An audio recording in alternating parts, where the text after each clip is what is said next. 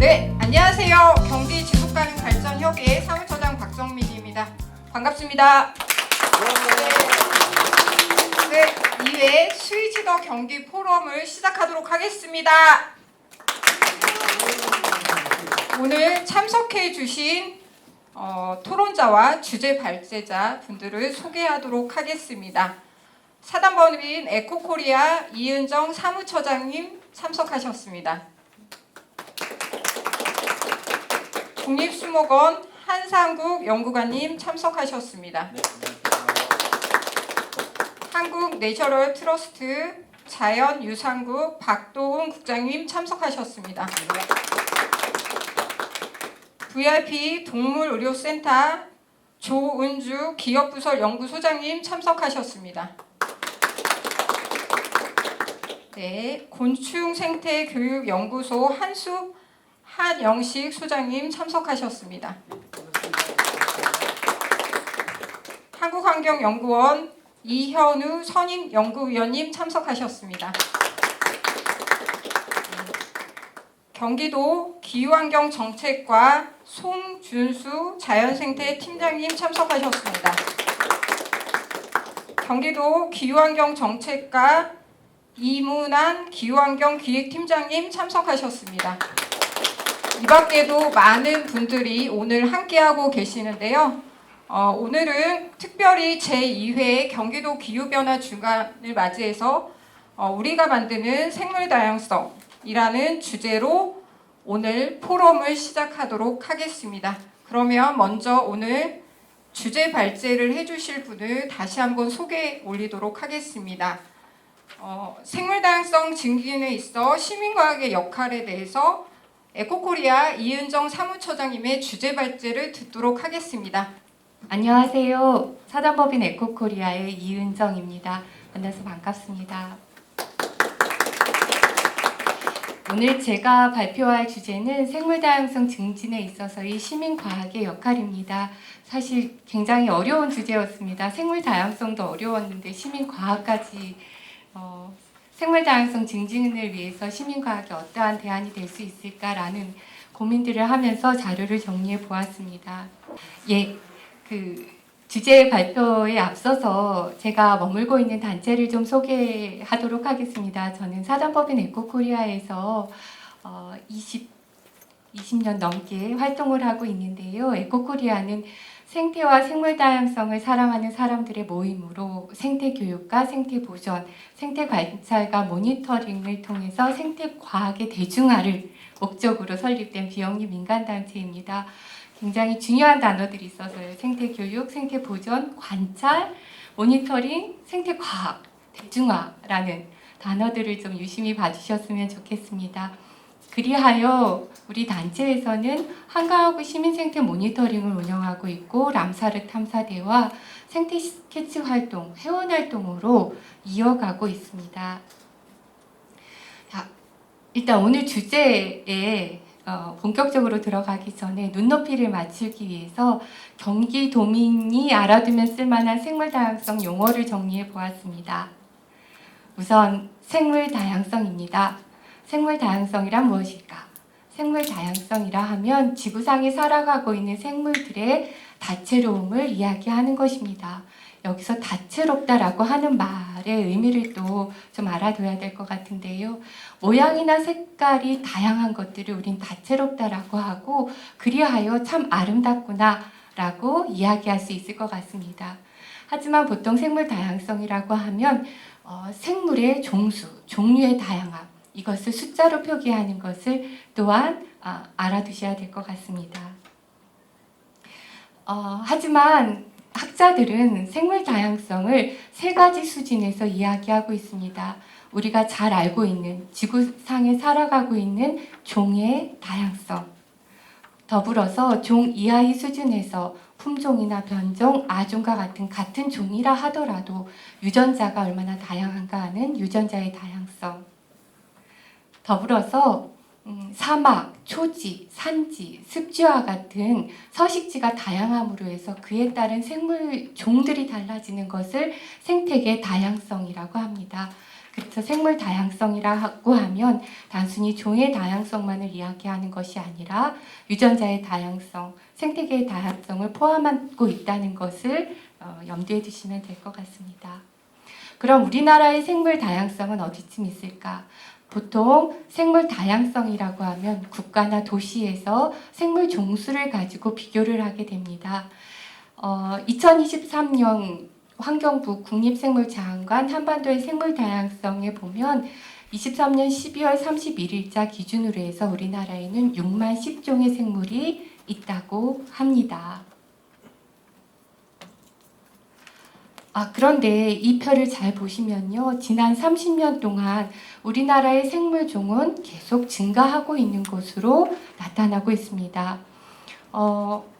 도시화가 계속 지속되고 있고 생물들의 서식지가 계속 훼손되고 있는 상황에서 생물들이 사라지는 것이 아니고 증가되고 있다.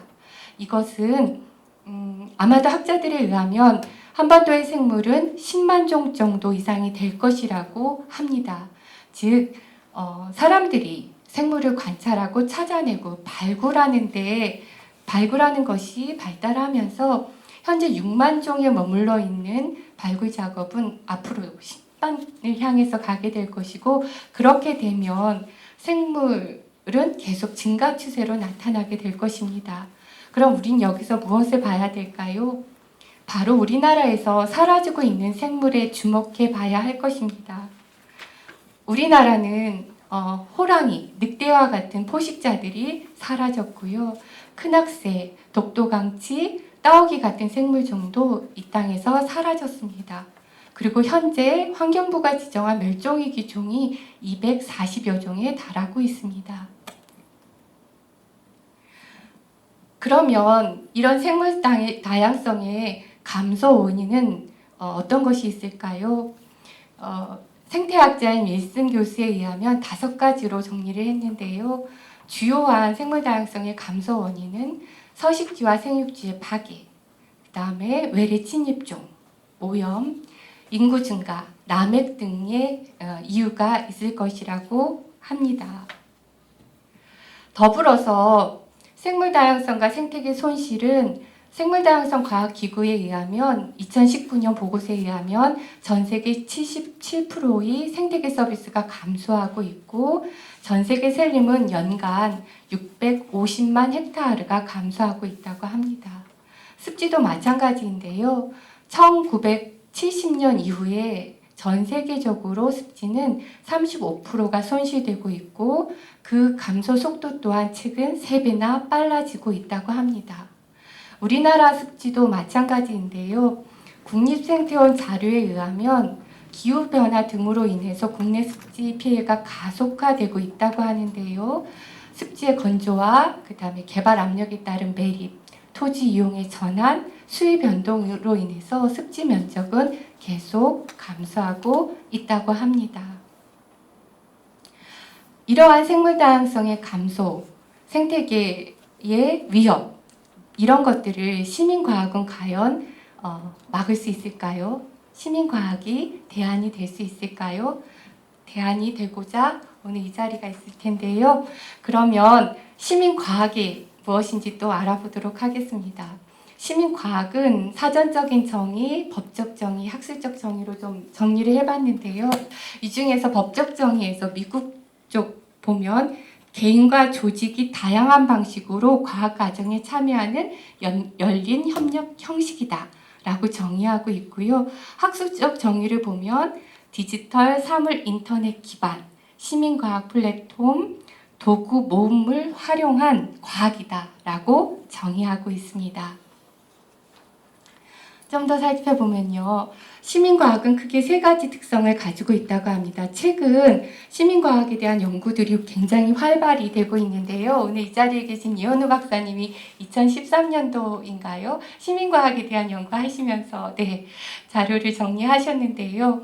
아마 그 이후로 굉장히 많은 시민과학에 대한 연구들이 되어 왔고 현재 다양한 분야에서 논문으로도 발표되고 있고 보고서로도 나오고 있는 것들을 알고 있습니다.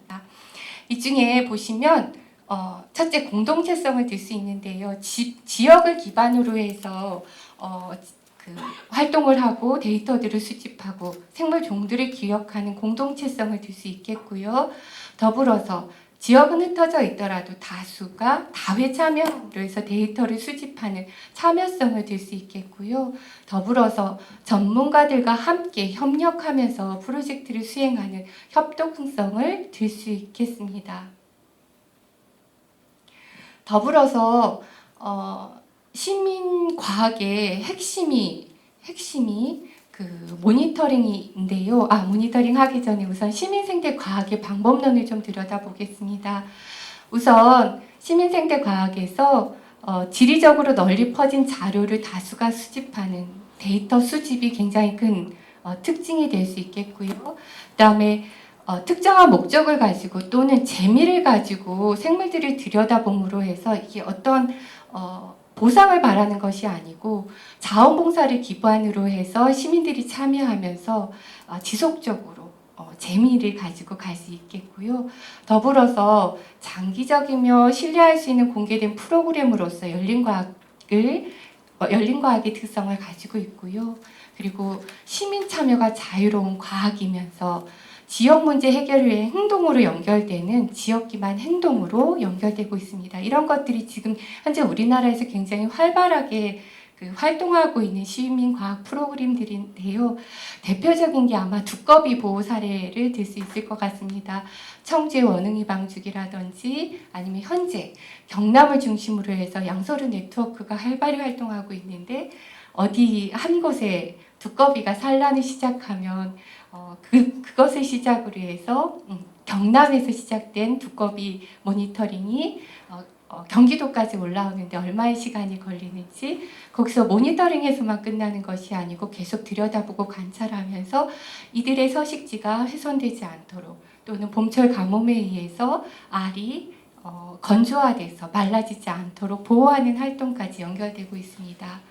더불어서 전 지구로 생각하고 지구적으로 생각하고 연대하는 생태 철학을 기반으로 하고 있고요.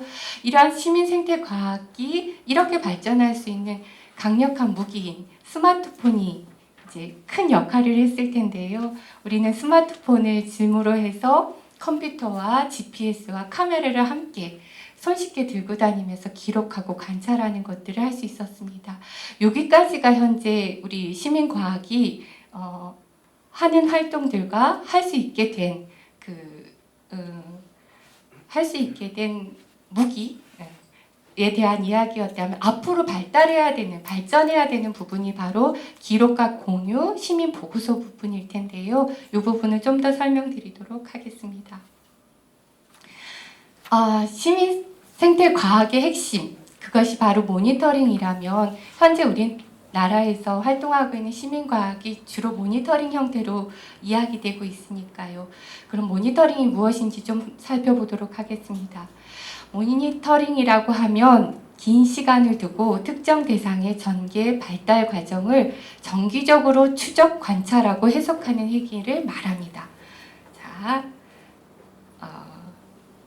생태 모니터링이란 정기적으로 생태계의 변화상을 확인하고 그 원인을 해석하는 것이다. 관찰, 해석. 그래서 시민과학 기반 생태 모니터링, 이것을 시민 생태 모니터링이라고 한다면요, 중요하게 4가지 부분, 핵심 요소가 있습니다. 시민들이 참여하고요. 시민들이 참여하면서 여럿이 참여하고 여러 번 관찰하는 다회 관찰이 기본이 될 것이고요. 더불어서 필요한 대상 정도를 설정해서 모니터링을 할 수 있을 것이고요. 더불어서 조사 방법을 표준화하면서 점차 과학성들을 획득할 수 있을 것입니다. 이렇게 획득한 과학적인 시민들이 획득한 데이터들은 시민과학 기록과 공유가 있어야 되는데요. 최근에 인터넷 플랫폼을 활용하면서 다양하게 기록되고 공유되고 있습니다. 인터넷 공개 플랫폼인 네이처링이 그 역할을 톡톡히 하고 있고요. 더불어서 조류관찰 온라인 데이터베이스인 이버드가 또 그 역할을 하고 있고, 최근에는 국가가 그 역할을 또 하고 있습니다. 국립생태원에서 에코뱅크를 만들었는데요. 이제 자연환경 조사나 내륙수치 조사에 시민들이 참여하면서 이 에코뱅크의 데이터를 전문가들과 함께 축적해 나가고 있습니다. 이 중에서 기후변화 생물 지표종을 관찰하고 있는 국립생물자원관에서 운영하고 있는 K본 활동이 좋은 사례가 될 텐데요. K본 활동은 기후변화 생물지표종 100종을 관찰하고 기록하고 있는데 이때 네이터링을 플랫폼으로 하고 있습니다. 그래서 이때의 장점이라고 하면 많은 사람들이 손쉽게 참여할 수 있고 그 다음에 정확히 대상 정도를 정확하게 목표종을 설정하고 있으면서 또한 기록된 데이터들에 대해서 많은 사람들이 들여다볼 수 있습니다. 특히 전문가들의 협업이 함께 가고 있는데요.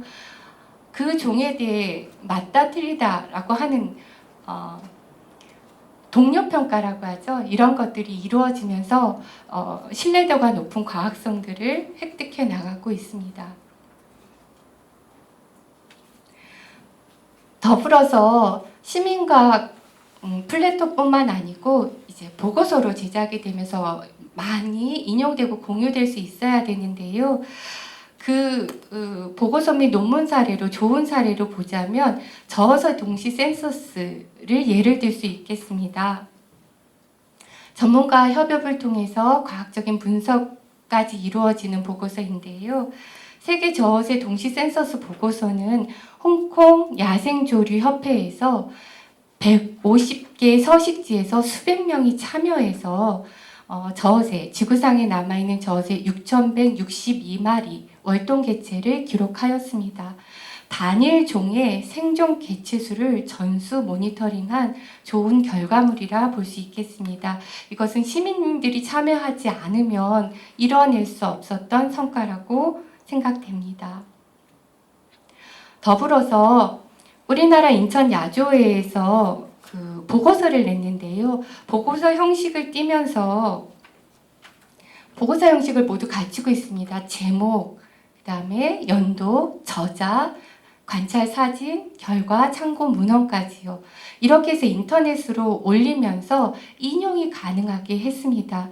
이것은 인천 야조회에서 강원도 속초시 청초호에서 큰 제비 갈매기 최초 관찰한 기록을 이렇게 보고서로 해서 인터넷에 올린 사례입니다. 더불어서 우리 단체가 하고 있는 사례를 좀 말씀드리겠는데요. 장학습지 시민 모니터링 보고서를 제작하였습니다. 장학습지를 20년간 모니터링을 했는데요. 이 보고서는 시민들이 자발적으로 참여해서 보고서를 냈고 이것을 영문으로 번역하면서 람사로 홈페이지에 게재할 수 있었습니다. 시민들이 만든 보고서가 생태 모니터링 보고서가 결과물이 전 세계에 활용되고 있는 사례인데요. 이 장학습지 보고서를 쓴 팀이 바로 한강하구 시민생태 모니터링 팀입니다. 2002년 3월부터 해서 현재까지 모니터링은 계속 진행되고 있고요. 한강하구 습지보호지역을 중심으로 해서 현장 중심의 주기적이고 반복적인 관찰 기록을 하고 있고요. 주요종을 선정해서 분석하고 이것이 습지에 잘 관리될 수 있도록 관리 방안, 제언까지도 하고 있습니다. 이것이 가능했던 것들은 전문가들이 참여하면서 조사 계획 단계부터 함께 기획하고 계획을 수립하고 더불어서 그 해의 목표에 모니터링 목표에 맞는 그 조사지 공동 야장을 개발함으로 해서 과학성을 획득하는 그런 것으로 시스템으로 돌아가고 있습니다. 장항습지가 람사르 습지로 등록되고 난 뒤에는 장항습지에서 조류 모니터링을 진행해서 그 조류 모니터링 데이터를 가지고 생물다양성 데이터 저널에 게재도 하였습니다. 그래서 시민과 전문가들이 협업에 의해서 이런 과학 논문도 발간하고 있습니다. 예, 그래서 장항습지, 람사르 습지로 등록되면서 기념으로 만든 포스터이고요. 이런 것들이 시민과학자들이 참여함으로 인해서 발굴한 생물들과 자료들을 가지고 이런 결과물들을 만들어낼 수 있었고, 무엇보다 중요한 장항습지, 람사르 습지로 등록되는데 바로 이 시민 과학자들의 데이터들이 활용됐다라는 게 큰 의미라고 볼 수 있겠습니다. 예. 생물 다양성과 생태계의 보존이라고 하는 것에 경기도도 자유로울 수 없을 것 같습니다. 항상 개발 압력이 높고 서식지, 생물들의 서식지는 계속 사라지고 있는 상태인데요. 이럴 때 시민 과학자들이 나서서 경기도의 생물 다양성과 생태계 보존에 큰 역할을 할 수 있기를 바라면서 이상 발표를 마치도록 하겠습니다. 감사합니다.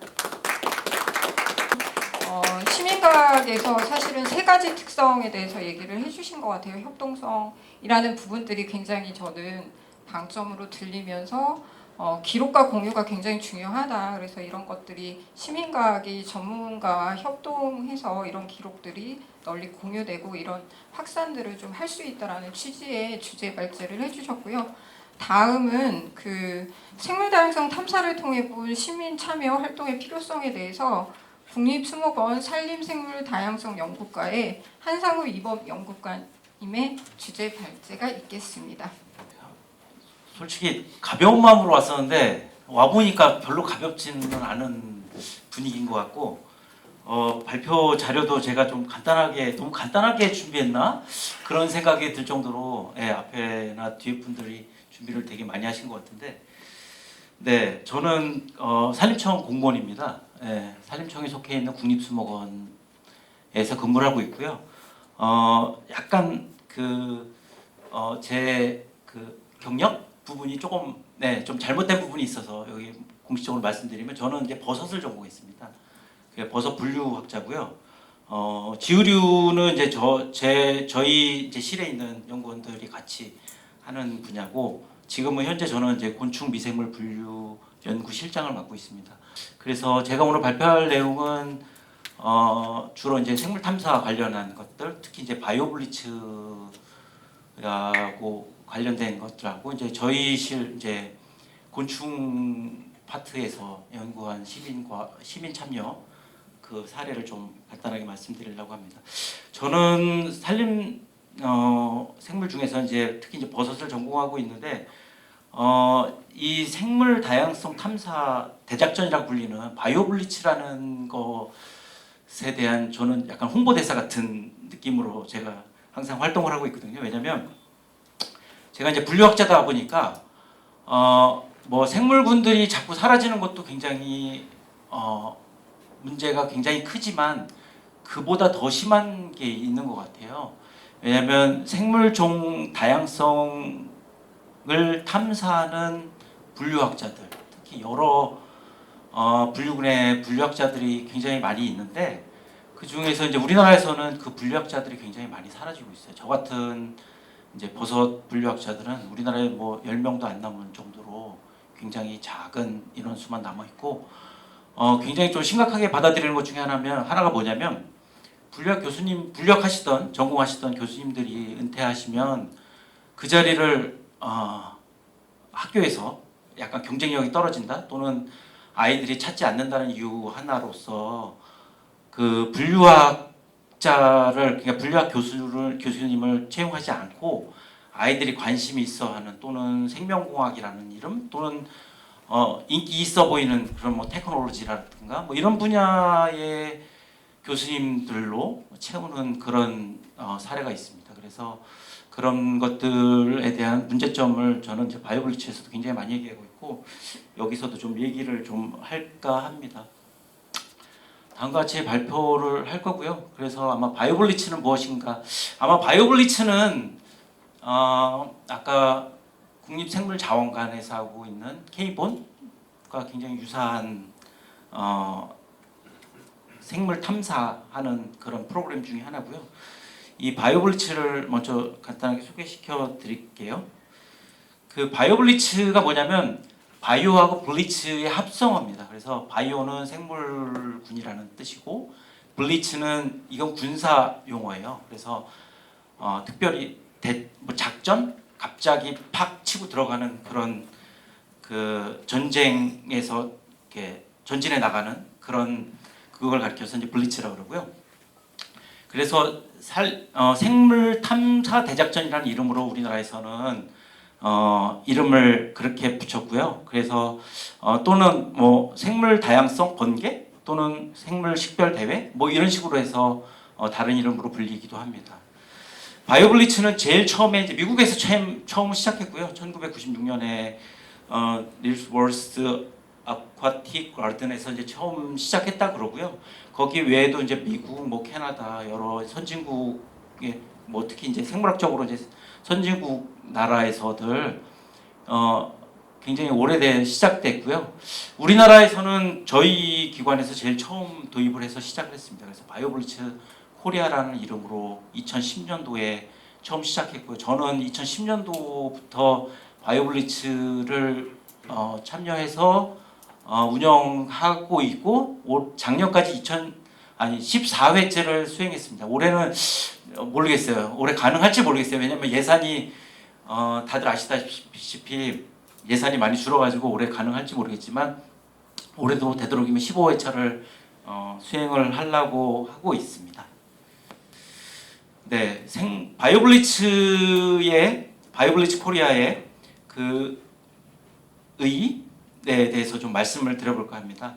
이거는 크게 이제 대상자들이 이 탐사 대작전에 참여하는 사람들이 주로 어린이가 되고요. 그다음에 청소년들도 참석을 하고 있고 그 외에 이제 성인들도 그 생물 종에 대한 관심이 있는 그 일반인들 어른들도 꽤 참석하고 있습니다. 대부분 이제 가족 단위로 참석을 하고 있고요. 그래서 숲하고 이제 생물 다양성에 대한 이제 관심도 하고 흥미도 그다음에 생물 다양성의 보존의 중요성에 대해서 알리는 중요한 역할을 하고 있습니다. 이 프로그램은 크게 두 가지로 나눠져 있고요. 워크 프로그램하고 토크 프로그램으로 나눠져 있는데 워크 프로그램은 그야말로 이제 워크에서 걸으면서 탐사하는 그러니까 특정한 트레일을 따라서 전문가라고 그 비전문가인 그 시민들이 같이 걸으면서 탐사하는 그런 프로그램을 말하고요. 이거는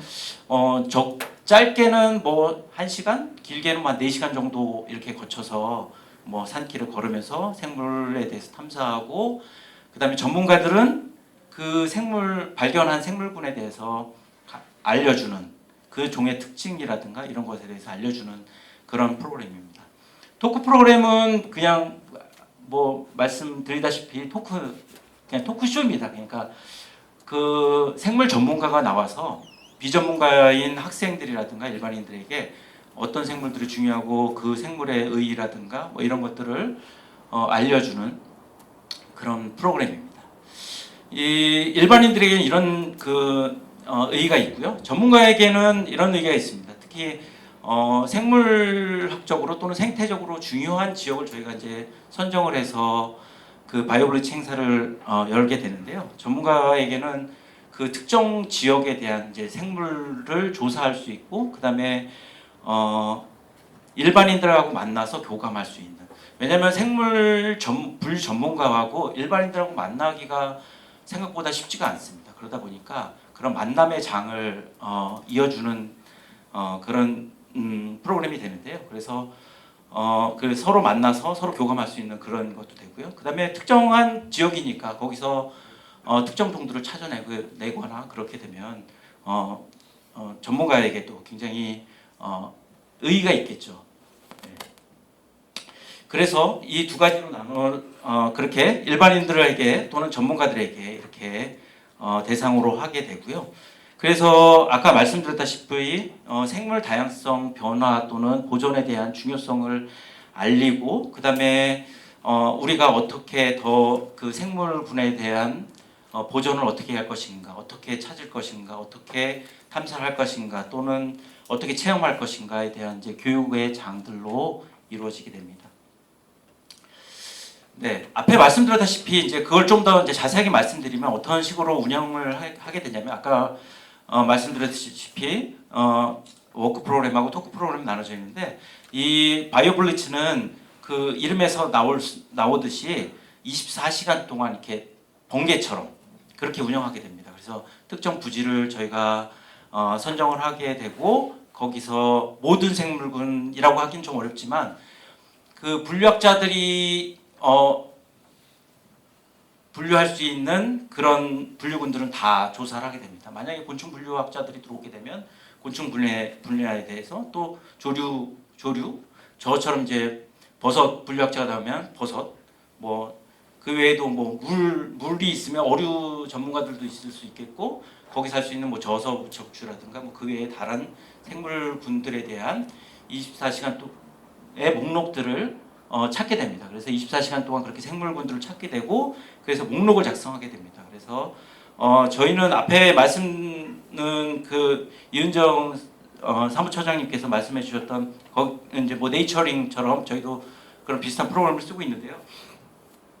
네, 저희는 조금 다른 프로그램을 쓰는데 왜 저희가 이 우리나라 제품이 아닌 아이내추럴리스트를 쓰게 됐냐면요.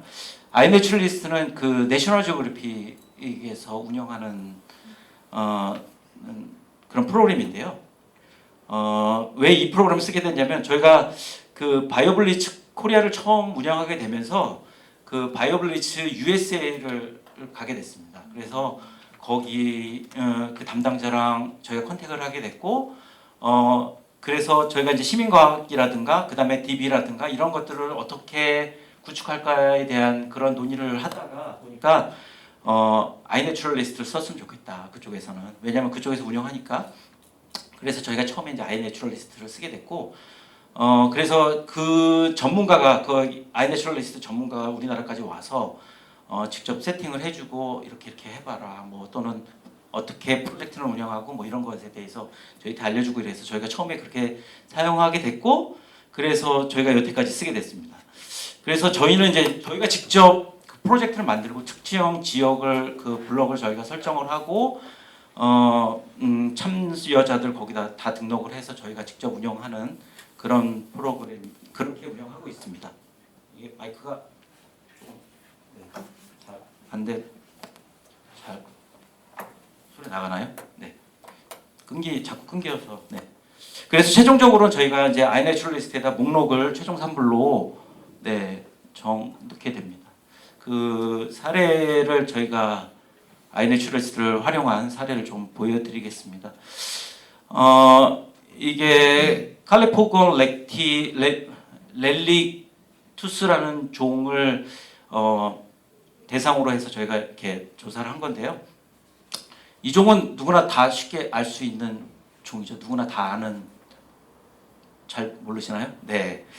네, 굉장히 유명한 곤충종인데요. 이게 장수하늘소라는 종입니다. 이거는 지금 광릉숲에만 저희 사무실이 있는 광릉숲에만 특별히 보존되고 있는 그런 종인데 그 종을 저희가 이제 만약에 발견했어요. 그러면 이렇게 발견해서 이렇게 학명을 이렇게 딱 치면 대충 치면 학명이나 국명을 딱 치면 이게 목록에 여기 저절로 딱 뜹니다.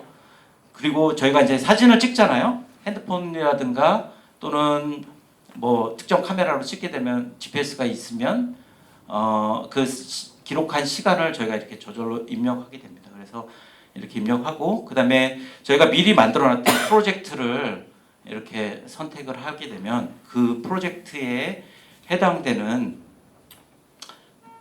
정보로서 입력이 되게 됩니다. 그래서 저희가 여기서 이제 만약에 발견됐다, 여기 625 근처에서 이 장수하늘소가 발견됐다 그러면 이렇게 해서 여기 observation에서 탁 제출하게 되면요. 기록을 하게 되고요. 그다음에 아까 그 네이처링에서도 나왔다시피 그 종을 정하는 데 있어서 이것도 아마 비슷한 방법을 쓰게 됩니다. 이거는 저희가 이제 관찰해서 올리게 되면 전문가들 또는 그것에 대해서 이 종을 판별할 수 있는 사람들이 들어가서 이 종이 맞습니다 또는 이 종이 아닙니다라고 제안을 하게 됩니다. 그 종을 댓글로 해서 제안을 하게 되고 그 종이 맞게 되면 그 종이 올라가게 됩니다. 그리고 한 사람 가지고는 안 되고요. 두 사람 정도의 전문가가 이렇게 억셉을 해줘야지만 그 종으로 컨펌이 되게 됩니다. 그래서 그렇게 해서 종이 결정이 되게 되고 그러면 이게 완전하게 그 종이 그 DB에 기록되게 됩니다. 네, 그래서 이거 작년의 경우인데요. 작년의 경우에는 이제 이 아이내추럴리스트에 등록된 관찰이 총 904개가 좀 등록이 됐는데요. 그 학생들과 또는 이제 일반인들 또는 전문가들이 같이 찾아서 총 이제 904개의 이 스팟이 찍히게 됐고요. 그래서 이렇게 지도로 맵에 보이게 됩니다.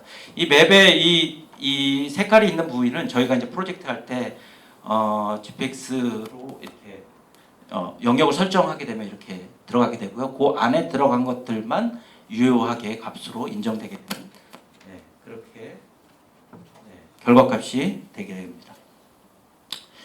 그다음에 이 두 번째 사례는요. 저희 그 수목원에서 하는 연구 과제 중에 일부에 시민 과학자들이 참여한 사례를 좀 보여드리도록 하겠습니다. 아까 바이오블리치 같은 경우는 그냥 일반인들 대상으로 한 그냥 그런 행사라고 생각하시면 될 것 같고, 이거는 조금 더 직접적인 연구에 해당된다고 볼 수 있겠습니다. 화분매개 곤충의 종보전 연구라는 저희 국립수목원의 연구 과제가 있는데요. 거기에 화분매개 곤충 조사단이라고 비워처스라는 그런 시민 단체가 있고요. 그 단체가 같이 참여한 사례입니다. 조사 방법을 간단하게 보면 이제 뭐 선조사, 뭐 육안으로 보고 그다음에 고화질 사진을 찍어서 증거를 남기고 그다음에 일단 잡아서 확인을 하고 또 사진 더 찍고 그다음에 다시 놔주는 그런 형태랍니다. 왜냐하면 이걸 잡아서 계속적으로 잡아서 스위핑해서 잡아서 하면 그 개체가 줄어들기 때문에 그래서 다시 놔주는 그런 형태로 저희가 기록을 했습니다. 그래서 관찰했던 기록을 이렇게 했고요. 그래서 작년 같은 경우는 총 540건의 이제 화상 자료를 확보를 했고, 그래서 특히 이제 벌목이 가장 많이 조사되는데요.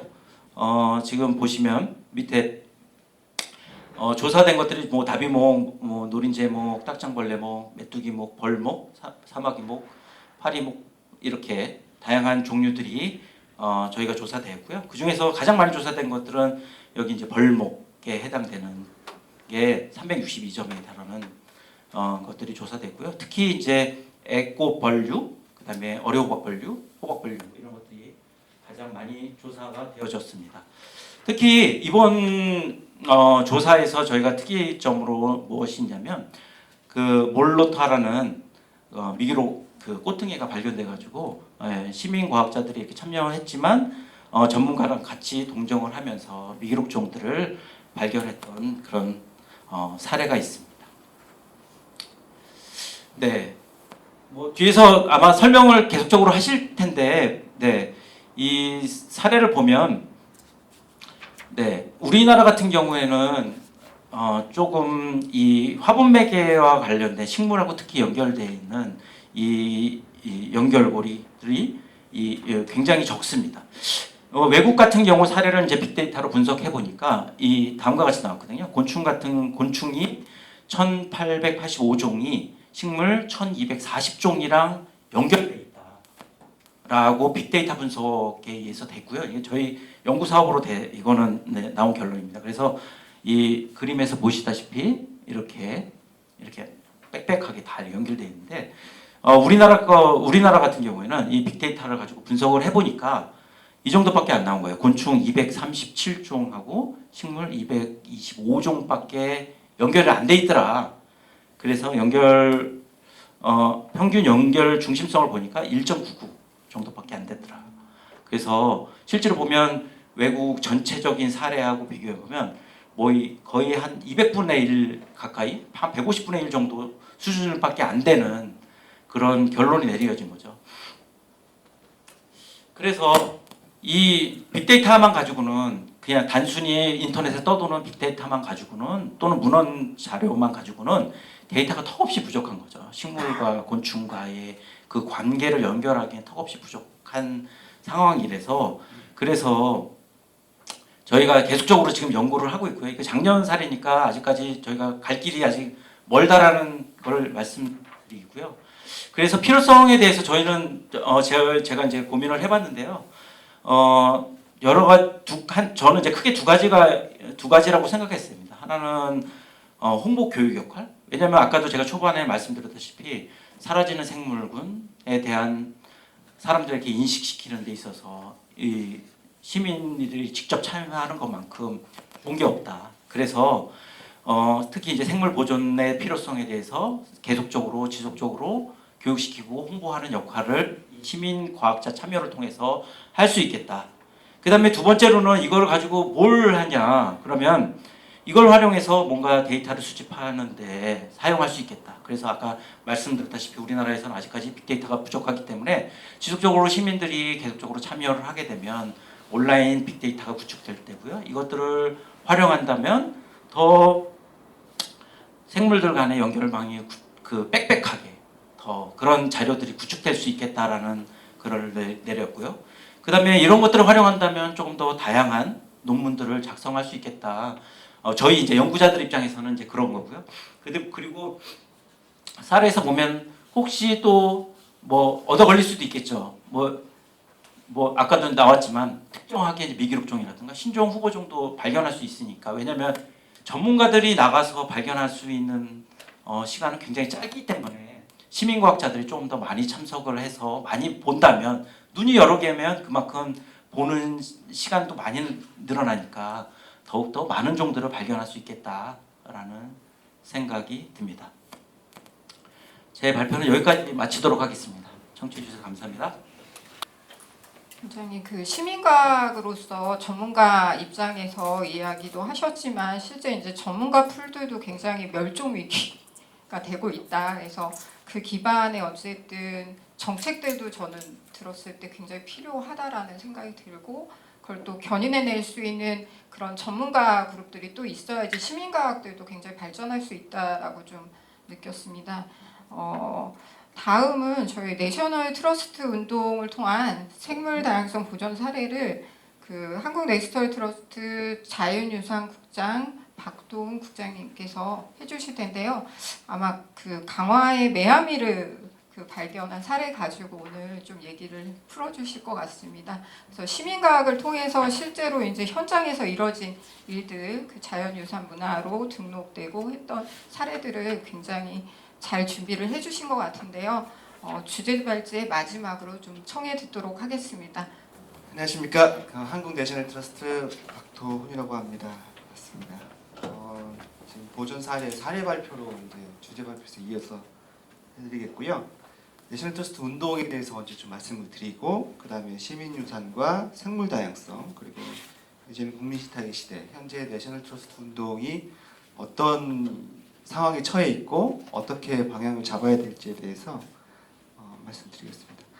먼저 내셔널 트러스트니까 영어라서 잘 와닿지 않는 생소한 용어라서 그 예전에 학생들 이렇게 뭐 문제 맞추고 하는 그 퀴즈 프로그램 있잖아요. 도전 골든벨. 거기서 마지막에서 두 번째 문제로 나왔다가 여기서 떨어져가지고 네 그렇게 어려운 용어다 말씀드리겠습니다. 일단 시민들의 자발적인 자산 기증 그리고 기부를 통해서 보존 가치가 높은 자연환경과 문화유산을 확보하고 시민들의 자율적 관리와 운영으로 미래 세대까지 영원히 보존하는 활동이다 이렇게 정의할 수 있는데 쉽게 얘기하면 보존 가치가 있는 것을 시민들이 사서 그 소유권을 확보해서 다 같이 영구히 그것을 잘 가꾸자 이런 뜻입니다. 그래서 굉장히 원초적인 운동이다 제가 보기에는. 저도 처음에 내셔널 트러스트 운동이라는 단체에 입문할 때 굉장히 와닿기 쉽고 원초적인 운동이라서 굉장히 막강한 파워가 있겠다라고 생각을 했었어요. 그렇기 때문에 제가 이 활동을 하기 시작했었고요.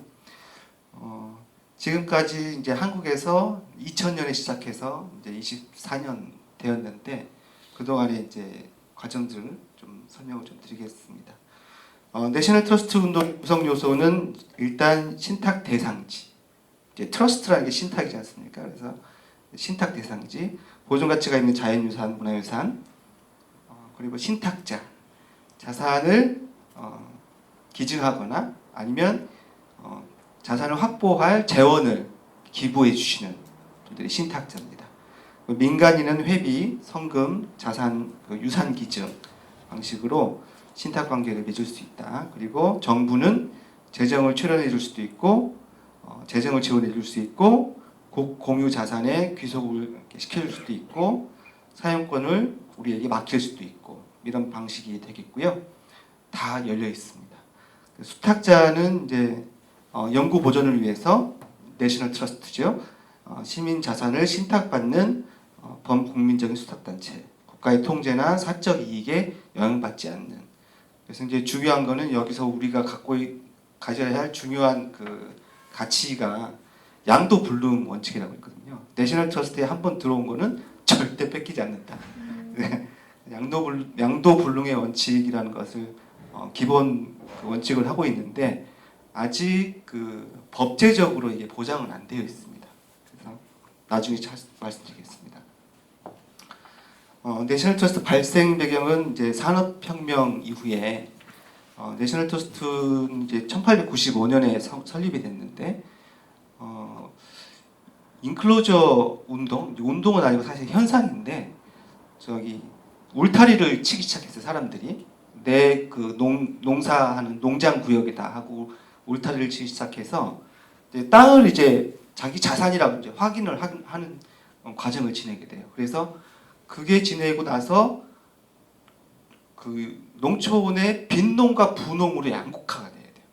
양극화가 돼서 땅을 가진 사람들은 부자가 되는 거고, 그리고 땅이 없는 농민들은 공업화가 진행되니까 다 도시로 가게 돼서, 그래서 도시로 몰려든 그 농공인들이 이제 농사짓다가 이제 공업화로 돼서 이제 들어오신 분들이 도시 안에 정주 공간에 문제가 생깁니다. 그래서 내셔널 트러스트가 처음 이 문제를 제기해서 이것을 공유지를 어떻게 신탁받아서 사람들에게 정주 공간을 같이 나눌 것인가, 이 문제를 시작을 했고요. 그래서 내셔널 트러스트 창립을 하신 3인방 이렇게 이루고 있습니다. 그래서 일단 인간에 대한 사랑과 박애, 그리고 이를 실현하기 위해서 사회적 개혁적 이념의 바탕을 실천할 활동이다, 이렇게 이념적으로 얘기를 하고 있고요. 그래서 사적 소유자, 그러니까 국가가 아니라서 사적 소유이긴 하지만 다분히 시민 공공의 자산으로서 성격을 갖고 있습니다. 내셔널 트러스트라는 의미가 시민 스스로의 힘에 의해서 신뢰가 생겨나는 운동. 그래서 국가나 특정 계급의 감독과 통제를 받지 않으면서 운동의 주체 역시 시민임을 선언하는 것입니다. 그래서 영국 내셔널 트러스트는 지금 전체 국토의 영국의 1.7%를 내셔널 트러스트가 확보하고 있고요. 연회비를 내는 회원들이 650만 명 그렇게 돼 있고, 전체 영국 해안선의 15%를 확보하고 있습니다.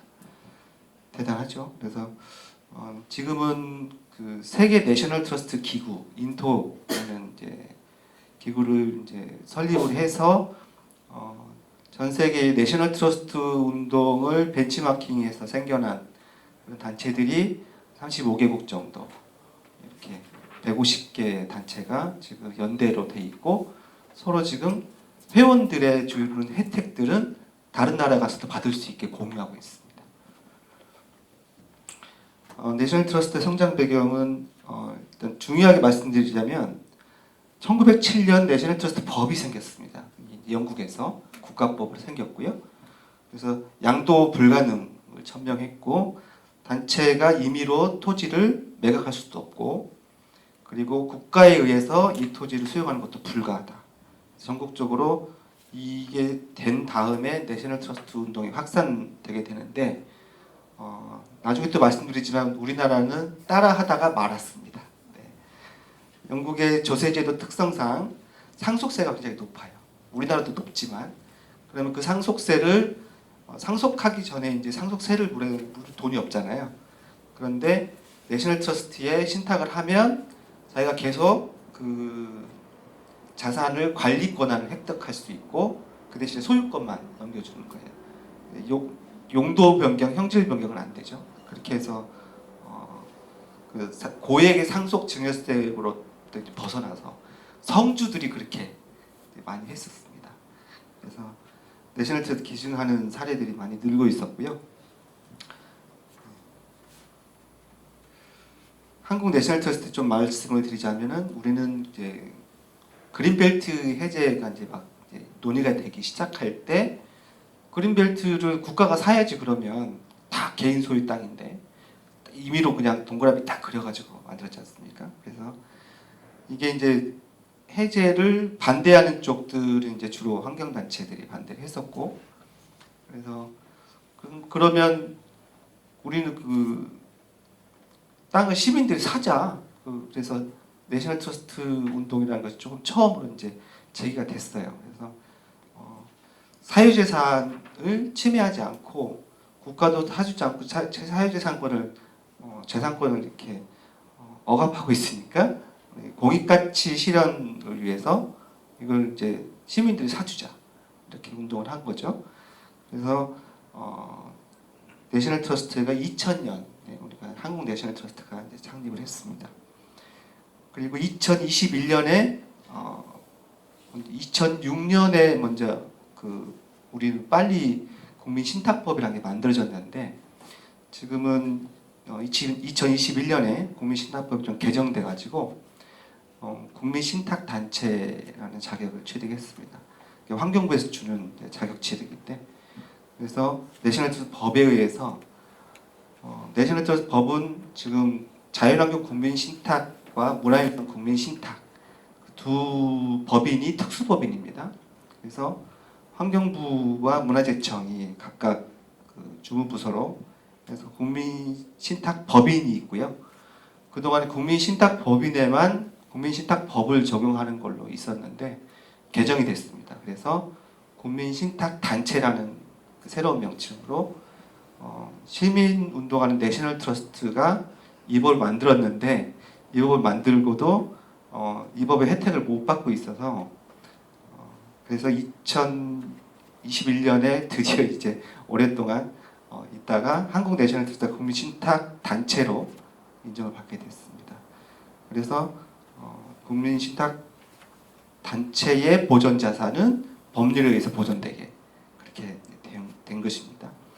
현재까지 8개의 자연유산을 확보하고 있습니다. 우리 시민유산 8개 중에서 6개만 먼저 소개해 드리자면 강화 매화마른 군락지가 이제 처음 시민유산으로 2002년에 확보가 됐고요. 동강 제장마을 5,000평의 토지를 소유해서 마을을 지금 지키고 있고요. 임진강 두루미 서식지 연천에 있습니다. 임진강 상류에 민통산 안쪽에 있는 두루미 서식지죠. 거기에 두루미의 쉼터, 먹이터 이것을 확보해서 개발 압력이 높은 곳 한가운데 지금 땅을 확보하고 있습니다. 그리고 청주의 원흥위 방죽 두꺼비 서식지가 있고요. 내성천 범람원, 그리고 맹산 반딧불이 자연학교, 성남 야탑동입니다. 땅값이 너무 비싸가지고 여기는 200평밖에 확보를 못했는데, 그래서 그래도 땅값은 우리 시민유산 중에 제일 비싼 곳으로 경매에 나온 땅을 얼른 입찰해가지고 확보를 했습니다. 강화 매화마름 군락지를 말씀드리자면 일단 매화마름이 꽃은 매화를 닮았고 줄기는 붕어마름을 닮아서 매화마름이라고 합니다. 멸종위 2급이고요.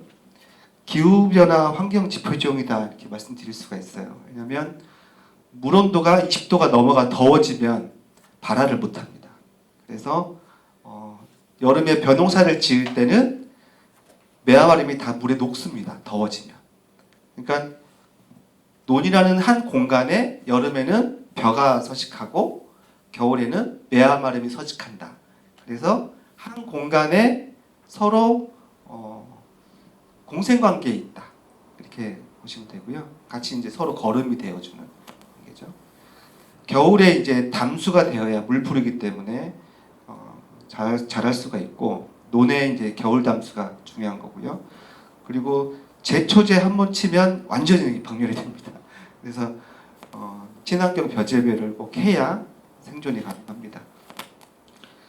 그래서 우리는 매화마름 농법을 이제 매화마름을 보존하기 위한 농법을 따로 하고 있는데 무투입, 비료 투입 안 하고 녹비로 매화마름 자체가 이제 태양에너지 받아서 성장해서 비료가 돼서 그렇게 해서 유기농을 하고 있는 겁니다. 그래도 쌀 소출이 해마다 나쁘지 않아요. 2002년에 이제 초지리에 있는 912평을 매입을 했습니다. 일부 기증을 하신 것도 있어서 같이 매입을 했고요. 순수 시민 모금으로 매입하게 됐습니다. 원래는 이제 경지 정리가 예정되어 있으면 경지 정리를 하면 싹 없어지거든요. 왜냐하면 어떤 데는 흙을 까고 어떤 데는 흙을 덮고 그렇게 돼서 경지 정리를 하기 때문에 우리가 이제 경지 정리를 우리 논만 하지 않고 이렇게 버틸 수 있게 됐습니다. 2008년에 남사습지에 이제 등록이 됐고요. 이때 논습지 결의안이 이제 창원 남사총회에서 채택이 되고 그때 이제 남사습지로 등록이 됐습니다. 환경부가 직권 등록을 했었거든요. 그때는 지자체장이 이렇게 남사습지 등록으로 신청을 하지 않아도 환경부가 등록할 수 있었던 게 여러 건 있었습니다. 물장오리 습지 같은 경우에 그랬고 오대산 습지도 그랬습니다. 근데 문제는 지금 남사 습지 중에서 습지 보호 지역이 안 되고 어떤 국내 보호 지역도 지금 법적 보호를 받지 못하는 유일한 남사 습지입니다. 2010년에 이제 그 국제 매화마름 대회를 개최했는데 일본의 매화마름 보존하는 단체하고 중국의 매화마름 보존하는 학자 모셔가지고 국제 매화마름 대회도 했었고요. 2014년에는 매화마름 농법으로 매화마름 쌀이라는 상표를 이제 등록해서 매화마름 쌀을 이제 판매하는 강화 매화마름 협동조합을 창립했습니다. 현재 매화마름을 보존하겠다고 이제 보존 협약을 해서 매화마름을 키우고 있는 곳이 당산리, 저 강화도 북쪽 끝에 있는 논이고요. 월곤리라고요. 염화강 가운데 강화읍에서 있는 한강 하구 쪽에 있는 월곤리에도 있습니다. 초지리, 당산리, 월곤리 5,000평 정도 매화마름을 가꾸고 있습니다. 지금 보시는 사진이 당산리 쪽입니다. 철책 너머로 북한 땅이 보이고요. 황해도 개풍이죠. 저기 이제 섬처럼 우뚝 솟아 있는 게 해안 초소입니다. 해병대 해안 초소고요. 매화마름 꽃이 피면 논을 저렇게 하얗게 덮습니다. 이게 이제 5월달에 볼 수 있는 강화도의 풍경이고요. 저희가 지금 여기 이 땅을 농어촌 공사가 여기를 사서 내셔널 트러스트에 일단 관리를 연구 관리로 협약을 해놓은 상태입니다. 습지 보호 지역을 좀 추진을 해야 되는데 남사르 습지 중에서 유일하게 비보호 지역이고요. 시민 기부금을 통해 매화마름 서식지가 추가 매입돼야 되고 여러 가지 우리 향후 보존 계획이 있습니다. 다음에 이제 동강 제장마을 설명드릴게요. 동강댐이 백지화되었잖아요. 20년 전에. 근데 이제 그 후에 이제 동강댐이 백지화된 다음에 동강이 이제 천덕꾸러기가 됐어요. 이제 동강댐은 없어졌는데 주민들은 갑자기 이제 댐 수몰 지역에 막 나무 많이 심어놓고 유실수 보상을 받았고 그렇게 했고 주민들도 찬반 갈려서 싸우고 있었고 그리고 이제 생태 경관 보호 지역으로 탁 묶이게 됐거든요. 그래서 이제 행위 금지가 많이 된 상태인데 계속해서 동강을 좀 관심을 갖고 아름답게 가꿔야 되겠다는 생각에서 환경 2005년에 우리가 이제 시민 모금으로 동강의 제장마을을 매입을 했습니다. 그래서 원래 큰 주차장이 들어설 계획이었었거든요. 그래서 강변에. 그래서 주차장이 들어서는 것보다 왜냐면 등산객들 버스 주차하는 곳인데 강변에 그런 게 있는 게 동강의 전체 경관에 좀 안 좋다는 생각이 들어서 매입을 하게 됐습니다. 그리고 이제 집도 지었습니다. 생태주택 동강사랑 그리고 이제 동강 보존 활동을 하고 있습니다. 지금 민박이나 펜션이 계속해서 들어서고 있거든요. 우리 재작마을도 그렇게 하고 있습니다. 그리고 이제 동강 물이 굉장히 이제 오염이 많이 돼 있는데 상류의 고랭지 채소, 밭농사 그리고 이제 축사 배관용에 비점 오염원의 유입 때문에 동강물이 매우 더러워졌습니다. 그것도 이제 깨끗하게 만들어야 되고요. 기타 이제 상류 이제 도암댐 같은 경우에 쓸모없는 댐이 있어가지고 예, 동강 오염을 계속 이렇게 시키고 있는데 정선군에서는 굉장히 화가 나 있어요. 예, 같이 이것도 좀 해결해 볼 문제이겠습니다. 앞으로 이제 동강은 더 이제 추가 매입지 더 생각하고 있습니다. 그다음에 임진강 두루미 서식지인데요. 2007년에 실향민이신 신중관 선생님께서 연천에 임야를 12,000평을 기증을 해주셨어요. 내셔널 트러스트 갑자기 돌아가시기 전에 유산 기증을 해주신 겁니다. 그래서 이걸 기반으로 해서 우리가 DMZ에 뭘 해보자. 거기 이제 임야인데 태풍 전망대라는 곳에 약간 밑에 있는 임야고요. 이제 근데 두루미가 사는 곳이 임진강에 있었어요. 가까이에. 그래서 지금 민통선 안에 있는 횡산리 130번지의 두 필지를 매입을 하게 됐습니다. 960평이고요. 한 평에 11만 원 매입을 했습니다. 이게 11만 원이 어떻게 된 거냐면 그때 수몰 지역의 수자원공사가 군남댐을 지을 때 매입하던 토지가입니다. 그래서 그거는 똑같이 우리가 해가지고 매입을 하게 돼서 한 평에 11만 원 책정을 해서 한 사람이 한 평씩 이렇게 좀 매입을 하자 해서 모아서 매입을 하게 됐습니다. 그리고 나서 이제 생물권 보전 지역으로 2020년에 지정이 됐고 천연기념물 보호구역으로도 2022년에 지정됐습니다. 그래서 계속해서 이제 두루미 숫자도 그동안에 많이 늘었어요. 그래서 지난 겨울에 두루미 숫자가 690마리, 제두루미 숫자가 2만 마리 정도 그렇게 파악이 됐고요. 예. 우리나라 3,600마리 두루미 중에서 꽤 많은 철원보다는 못하지만 철원에는 논숲지 중심으로 한 두루미 경관이 서식지인데 여기는 임진강이거든요. 굉장히 경치가 좋은 곳입니다. 그래서 지역 조직 기반으로 해서 위원회 구성하고 그렇게 해서 지금 현재 진행을 하고 있습니다. 두루미 훼손 위험 요인은 율무밭이 이제 두루미 먹이터거든요. 율무를 먹어요. 여기 두루미는. 그래서 율무밭이 많이 감소되고 있는 것. 그리고 민통선 내에 잦은 이제 개발 압력이 있죠. 그리고 정략적인 개발 공약이 이제 남북 화해 모드가 되면 땅값이 막 오릅니다. 그래서 민통선이 또 이제 막 북상해서 자꾸 이제 해제시키려고 하고 임진강 여기 두루미 서식지도 연천구는 어떻게든지 민통선이 그 위로 넘어가기를 원해요. 그래서 민간인들이 자주 이렇게 쉽게 올 수 있도록 그렇게 하려고 하고 있고요. 네. 앞으로 여기도 핵심 보호 대상지를 더 추가 매입할 예정이고 국민신탁법 보전 협약제도 활용해서 지역과 MOU를 체결해가지고 보전에 인센티브 주는 방식의 어떤 활동을 지금 하려고 하고 있습니다. 원흥이방주 두꺼비 서식지인데요.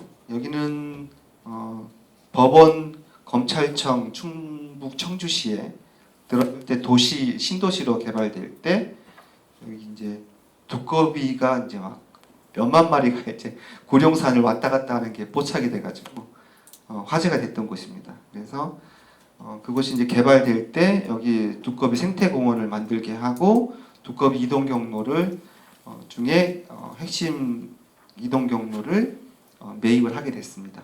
2009년에 매입하게 됐고요. 자산 소유자가 영농조합법인입니다. 여기 농지기 때문에 영농조합법인이 자산 소유자인데 우리는 한국예술센터는 사단법인이거든요. 근데 농지라고 하면 강화 매화마을 군락지도 농지거든요. 여기도 농지고요. 논습지입니다. 그래서 논습지, 농지 사단법인 한국예술센터 소유가 못 되기 때문에 국민신탁법인의 국민신탁 보전지로도 등록을 못합니다. 그래서 지금 영농조합법인이 소유하고 있거든요. 이것도 지금 국민신탁 단체가 됐지만 농지 소유를 못하는 한계가 있습니다. 이것도 법에서 좀 고쳐줘야 되는 문제예요. 우리는 농지 소유를 직접 못하고 보호지역도 못하고 그런 문제가 있습니다. 자, 이제 국민신탁의 시대라고 말씀드렸는데 2006년에 법률 이제 문화유산과 자연환경자산에 관한 국민신탁법이 제정이 됐습니다. 국민신탁법인이 2007년에 출범이 됐고요. 자연환경 국민신탁, 문화유산 국민신탁. 법정기부단체라서 개인이 50% 그리고 법인의 100% 세제 혜택이 있었습니다. 지금은 이제 법이 좀 바뀌었죠. 법정기부단체가 바뀌었습니다.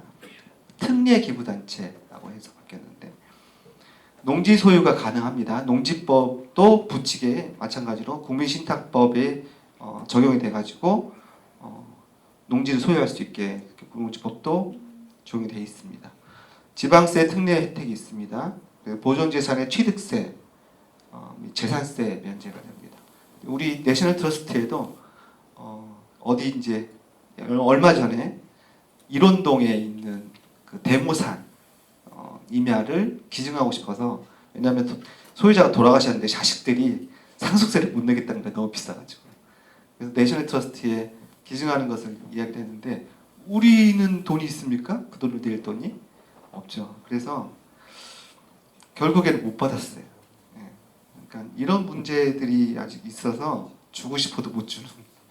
예. 그리고 이제 제일 중요한 거죠. 보존재산의 법적 보호인데 보존재산은 어쨌든 양도불능이라든지 개발이 안 되고 보존될 수 있도록 해야 되는데 그게 이제 우리 국민신탁법에는 장관 협의에 의해서 처분 및 수용이 가능하게 되어 있습니다. 예. 요거 만약에 안 되게 못을 박아버리면 법 통과가 안 된다. 이렇게 돼가지고 어쩔 수 없이 수용이 됐습니다. 보존재산 확보 비용이라든지 운영비를 정부 지원을 할 수 있다 이렇게 돼 있는데 자연환경 신탁, 문화유산 신탁은 정부 지원을 받죠. 근데 우리는 시민단체라서 안 받기로 하고 안 받고 있습니다. 그리고 정부 지원을 받으면 이 운동이 끝난다고 생각합니다. 어려운 상황이고 100% 회원들의 후원 회비로 운영하고 있습니다. 그리고 우리가 이제 한 평씩 모읍시다 그러면 모여들어서 땅을 사고 있습니다. 2020년에 국민신탁법이 개정됐는데요. 그래서 21년에 국민신탁 단체 자격을 취득했고 환경부 농림부에서 국민신탁법 개정에 따라서 농지법 개정을 요청을 했습니다. 2022년 4월에 요청을 했고 지방세 특례 제한법도 개정안을 좀 발의를 국민신탁법이 이렇게 됐으니까 이 다른 법들도 좀 바꿔줘야 된다. 그래서 발의를 했습니다. 2023년에 발의했는데 행안부가 반대로 해서 부결이 됐습니다. 지방세수 감소 이게 이제 법안 개정이 부정적이다. 그래서 그러니까 혹시나 많이 우리가 땅을 확보할까봐 걱정이 되신 모양이에요. 네. 그래서 가와 매화마른 군락지 포함해서 다수의 농지를 지금 보존재산으로 등록하지 못하고 있습니다. 그래서 2021년에 세법 개정, 그 법정 기부금을 특례 기부금으로 이제 법 변경이 됐잖아요. 아까 말씀드렸듯이. 그래서 우리는 특례 기부금 단체가 안 됩니다. 특례 기부금 단체 딱 두 개 있어요. 사랑의 열매하고 바보들의 나눔, 김수환 추기경 그쪽 재단이죠.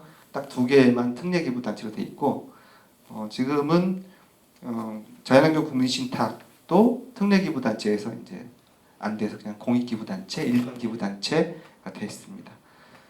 국가나 지자체, 학교, 국책연구원 공적 기관에만 특례 기부 단체로 이제 국민신탁법에는 제외됐습니다.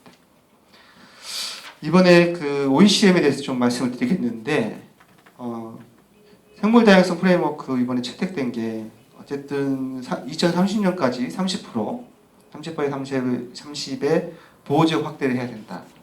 그래서 자연 보전을 목표로 하지 않더라도 생물 다양성의 현지 내 보전 보호구역이 아니더라도 이게 지금 생물 다양성에 기여를 하고 있는 곳들은 이게 지금 OECM으로 좀 포함하는 방식의 이게 중요한 정책으로 이제 채택이 됐습니다.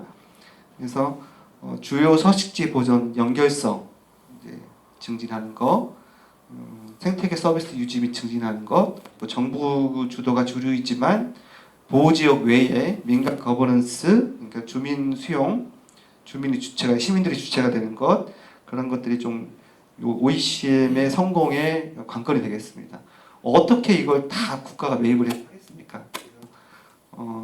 OECM이라는 수단이 중요한데요.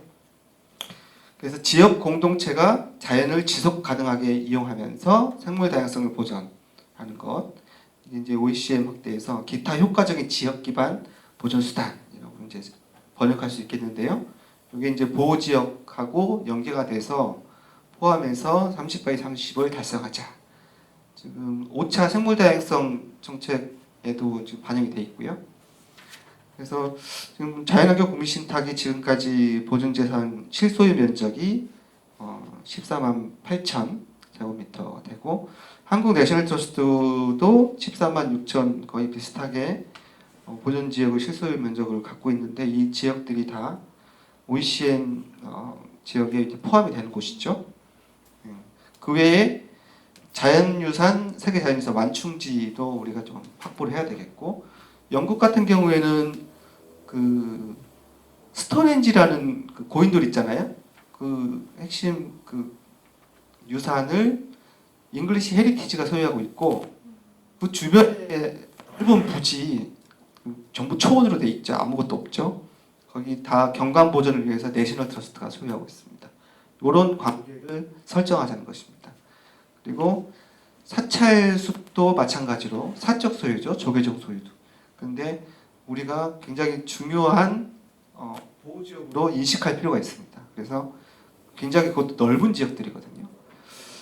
그린벨트도 마찬가지입니다. 사적 소유 지역인데 보호지역으로 우리가 할 수 있어야 됩니다. DMZ도 그렇죠. 생물권 보존 지역의 완충지로서 필요한 곳입니다. 이런 곳들이 다 앞으로 OECM으로 확대해야 될 보호구역입니다. 국가 또는 지자체의 보호구역 확보 운영 유지 비용이라고 해서 OECM 재산세 감면하고 제가 부에서 했는데 과연 나라가 다 어떻게 그걸 확보하고 보존하고 관리 운영하겠습니까? 시민들이 자발적으로 할 수 있는데 그래서 우리가 좀 더 많은 지원이라든지 응원이 필요하다. 그래서 기본적으로 제도적으로 할 수 있게 좀 해주라라는 거 방해만 안 하게. 예. 그리고 좀 상식적으로 사적 소유도 아니고 공익에 기반한 소유라고 했을 때 세금 면제 좀 해주면 안 되겠느냐 이런 거. 네. 그래서 앞으로 여기 지자체들도 특히 경기도는 관련성이 굉장히 많잖아요. 그린벨트도 있지, 상수원 보호구역도 있지, DMZ도 있지. 그렇습니다만 우리가 앞으로 지자체에서도 조례로 그런 것 좀 만들어 볼 수 있지 않을까 생각을 하고 있습니다. 그래서 국민신탁법인의 전체 틀 안에서 지자체들도 시민들과 함께 OECM 확대해 나가는 정책을 조례를 지정해서 추진하면 어떨까라는 제안을 드리고 이런 거 국가가 안 해주면 좀 어쨌든 지방세 세수 문제잖아요. 이런 거 재산세라든지 이런 거. 그래서 좀 많이 도와주시면 내셔널 트러스트 운동 시민들이 스스로 할 수 있도록 마중물이 되어 주십사 부탁을 드리면서 오늘 말씀 마치도록 하겠습니다. 네, 감사합니다. 주제 발제와 사례 발표 2개를 들어봤는데요. 결국에는 이 협동화 작업 굉장히 좀 중요하다. 그리고 전문가 그룹하고 시민 영역들이 확장하기 위해서는 실제 이제 제주도 기반들이 굉장히 중요하게 지금 필요로 하는 내용들에 대해서 좀 얘기를 하셨고요. 또 하나는 이게 뭐 관주도형 혼자 갈 수 없는 영역이고 전문가 혼자 할 수 없는 영역이다. 그래서 민간 거버넌스 방식으로 저희가 이 문제들의 장들이 굉장히 많이 필요하다는 말씀을 주신 것 같고요. 그럼 이후에 저희 정리를 해서 토론자들 모셔서 토론을 좀 시작하도록 하겠습니다. 네, 저희 그 주제 발표와 사례 발표를 들었는데요. 그 토론을 좀 시작하기에 앞서서 저희 토론자 소개를 하도록 하겠습니다. VIP 동물의료센터 조윤주 기업부설 연구소장님 나오셨습니다. 인출생태교육연구소 한숲항영식 소장님 나오셨습니다. 한국환경연구원 이현우 선임연구위원님 나오셨습니다. 경기도 기후환경정책과 송준수 자연생태팀장님 나오셨습니다. 오늘 주제 발표와 사례 발표 두 개를 좀 들었는데요. 그 각자 영역에서 그 주제 발표 내용들을 좀 준비해 주셨고요. 그래서 첫 번째 순서는 그 VIP 동물의료센터 조윤주 기업부설연구소장님의 토론을 하도록 하겠습니다. 네, 안녕하세요. 소개받은 조윤주입니다. 제가 먼저 이 자리에 초대를 받는 전화를 받으면서 제가 좀 당황했어요. 제가 가도 되는 자리인가요? 왜냐하면 그 길고양이들은 생물 다양성 분야에 있어서 좀 많이 이렇게 걱정을 끼치는 그런 동물종이기 때문입니다. 그래서 앞서 발표를 들을 때에도 그 다양한 생물들의 사진이 있을 때 제가 좀 봤어요. 고양이 있나? 근데 고양이는 없더라고요. 그래서 지금 이제 제가 자리가 자리니만큼 생물 다양성 증진과 그다음에 길고양이에 대한 관리 방안을 어떻게 좀 융합할 수 있을까에 대한 고민을 가지고 오늘 말씀을 좀 드리려고 합니다. 그 길고양이 같은 경우에는 도시 안에서 그리고 그 도시 안의 자연 생태계에서 인간하고 야생동물이 공존하는 방식을 찾는데 좀 초점을 맞춰야지 될 것 같습니다. 고양이의 경우에는 뭐 길고양이, 반려묘, 들고양이 이런 식으로 굉장히 다양한 그 이름들이 붙여져 있는데 얘네들이 가장 중요한 거는 어느 정도 사람과 관계를 맺고 있느냐에 따라서 이름이 달리 붙여지고 있거든요. 근데 얘네들도 하나의 생명으로서 동물 복지를 증진시키면서도 얘네가 잡아먹거나 아니면 사냥하는 여러 생태계들을 보호하고 생물 다양성을 유지하는 것이 저희 그 수의사들의 역할인 것 같기도 합니다. 저는 한국 고양이 수의사회에서 동물복지위원을 담당하기도 하고요. 그리고 또 서울시와 경기도에서 길고양이들 서식 현황을 모니터링하거나 개체수를 줄이기 위한 다양한 전략을 고민하는 연구들을 하고 있습니다.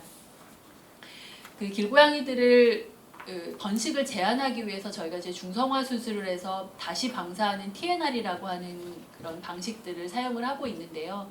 이게 그렇게 눈에 띄는 효과를 만족스럽게 나타내지 못하고 있는 지역들이 있습니다. 그렇기 때문에 고양이가 뭐 욕을 먹기도 하고 그다음 이 방법 자체가 맞는 것이냐라고 하는 그런 의문들도 많이 갖게는 되는데요.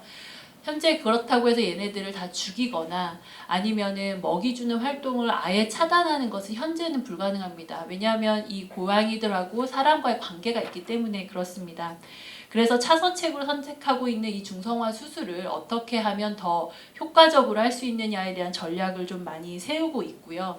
방식은 중성화이지만 어떻게 많은 고양이들을 집중적으로 중성화 수술을 할 것이냐, 그리고 이것이 지자체와 정부의 예산이 사용되고 있는데 많은 시민들 그리고 또 수의사들의 봉사를 통해서 여러 가지 비용을 좀 낮출 수 있는 방법이 무엇인지에 대해서도 계속 고민하고 있습니다. 그래서 이러한 그 중성화 수술이 효과를 얻지 못한다라고 하는 문제들을 저희가 다시 반증하기 위해서는 조사가 필요합니다. 그러니까 이전에는 몇 마리였는데 중성화 수술을 했더니 줄고 있더라라고 하는 것들을 지속적으로 보여드려야 하는 것들이 저희들의 숙제였습니다. 그렇기 때문에 길고양이가 얼마만큼 분포되어 있고 중성화 수술하고 난 이후에 죽는다라고 하는 그런 분들도 있거든요. 그래서 죽지 않고 잘 살아가는지, 그리고 또 그 안에서 개체 번식이 정말 줄어서 우리의 고민이 해결되고 있는지들을 확인을 해야 되고요. 저 같은 연구자도 필요하지만 그것들이 필요하려면 당연히 우리가 이제 캣맘, 캣데디라고 하시는 길고양이 돌보미들하고의 협력이 굉장히 중요합니다.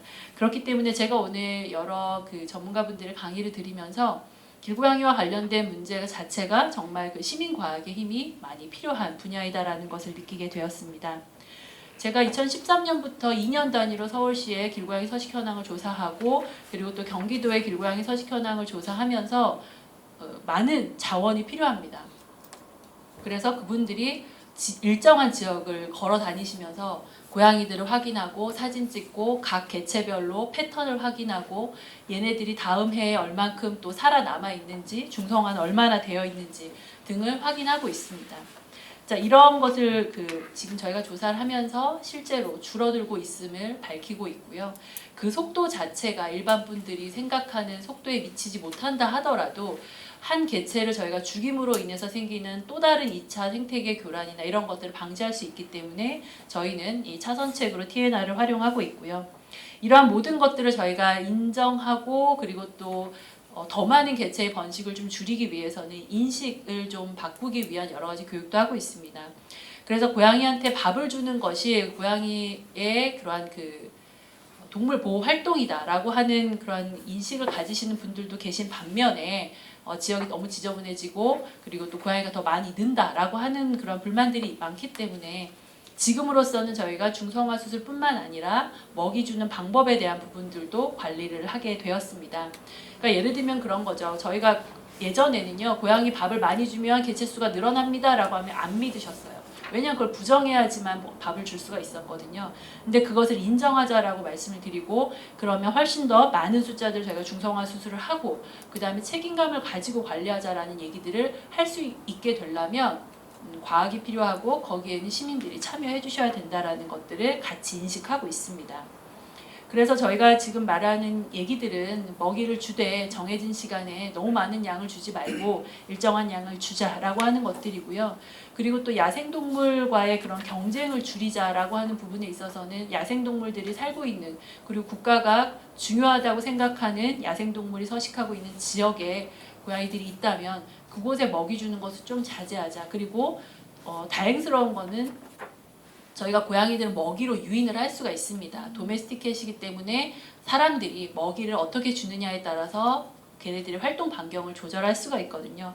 그렇기 때문에 굳이 우리가 주지 말자고 하는 지역까지 가서 사료를 주지는 말고 그렇다고 해서 그걸 사료를 절대 주지 말라라고 하는 그런 반대 입장에서 서로 싸우지 말고 가장 좋은 방법이 무엇인지 그리고 또 고양이가 문제가 된다라고 하는 곳에 정말 얼마나 많은 고양이들이 있는지 그러한 것들을 저희가 정말 조사를 통해서 그 고양이들을 빼내는 방법들을 많이 고민하고 있습니다.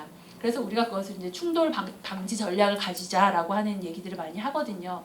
그래서 먹이를 통해서 유인하는 방법도 있고 또 필요하면 울타리를 설치하거나 아니면 경계 표시를 해서 일반 사람들이 고양이들에게 좀 밥을 주는 것들을 좀 막아보자라고 하는 얘기들을 지속적으로 하고 있습니다.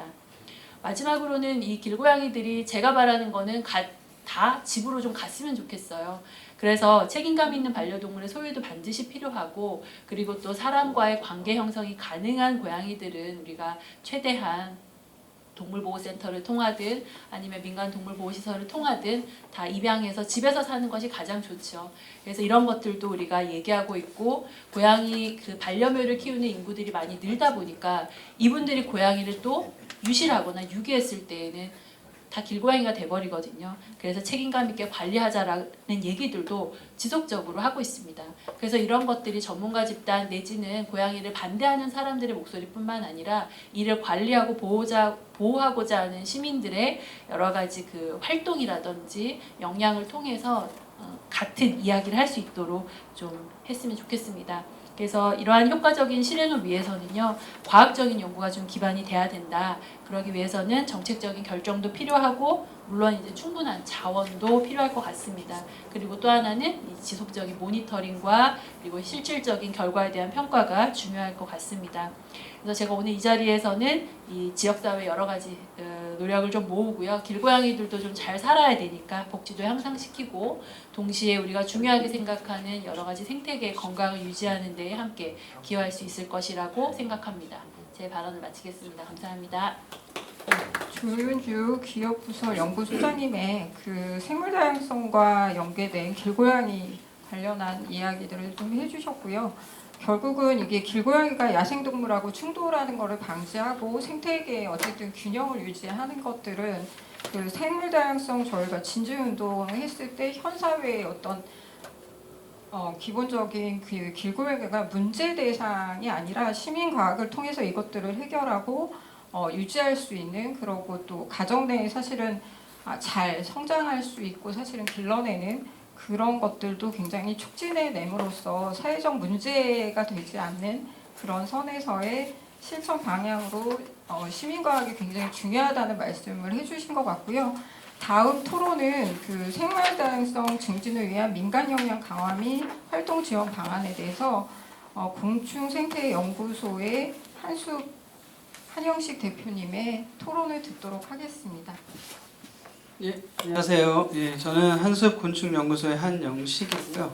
오늘 이제 여러 지금 주제 발표나 사례 발표들을 쭉 봤었는데 전체적으로 아마 생물 다양성 조사나 모니터링에 관련된 부분들이 좀 많이 나왔던 것 같은데요. 그 부분들에 대해서도 저도 많이 동감을 했고 또 하나 이제 중요하게 좀 생각해야 될 부분 중에 하나가 일단 생물 다양성이 있어야 되거든요. 그래서 생물 다양성을 위협하는 부분들이 상당히 요소가 많은데 그 부분들에 대한 모니터링보다는 지금은 약간 종다양성 쪽의 모니터링만 더 주력해서 하고 있는 것 같아서 그 두 가지 측면들을 한번 이야기를 좀 해보도록 하겠습니다.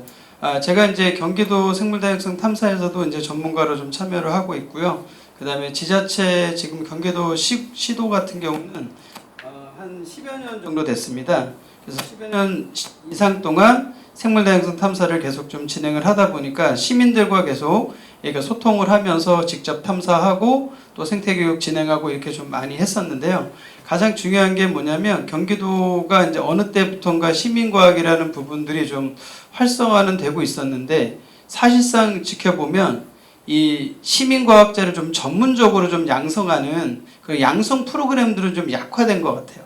전체적으로 좀 시민과학자가 지금 현재 뭐 참여를 잘하고 있어요 하는데 동네에 몇 분만 참여하시는 경우가 더 많거든요. 경기도 전체 31개 시군을 보면 그러다 보니까 실제로 제가 중요한 거는 시민과학자의 수가 더 늘어나야 되지 않을까. 근데 지금 현재 좀 한정적으로 있어서 예전에 시민활동가 한 10여 년 전에 환경단체 활동하시던 분들이 그분들만 활동하고 계시고 그 주변에 계시던 분은 더 이제 추가되는 부분들이 지금 거의 없는 것 같아요. 그래서 제가 볼 때 이제 첫 번째 우리가 해야 될 부분이 그 시민과학자를 좀 전문성 있게 제대로 양성할 수 있는 그런 양성 프로그램들을 경기도가 좀 많이 시군별로 좀 지원을 좀 해준다면 시민과학자의 또 질적인 면도 있고 양적인 면도 있고 그래서 시민과학자 활동이 더욱더 활발해지지 않을까라는 생각이 일단 들고요.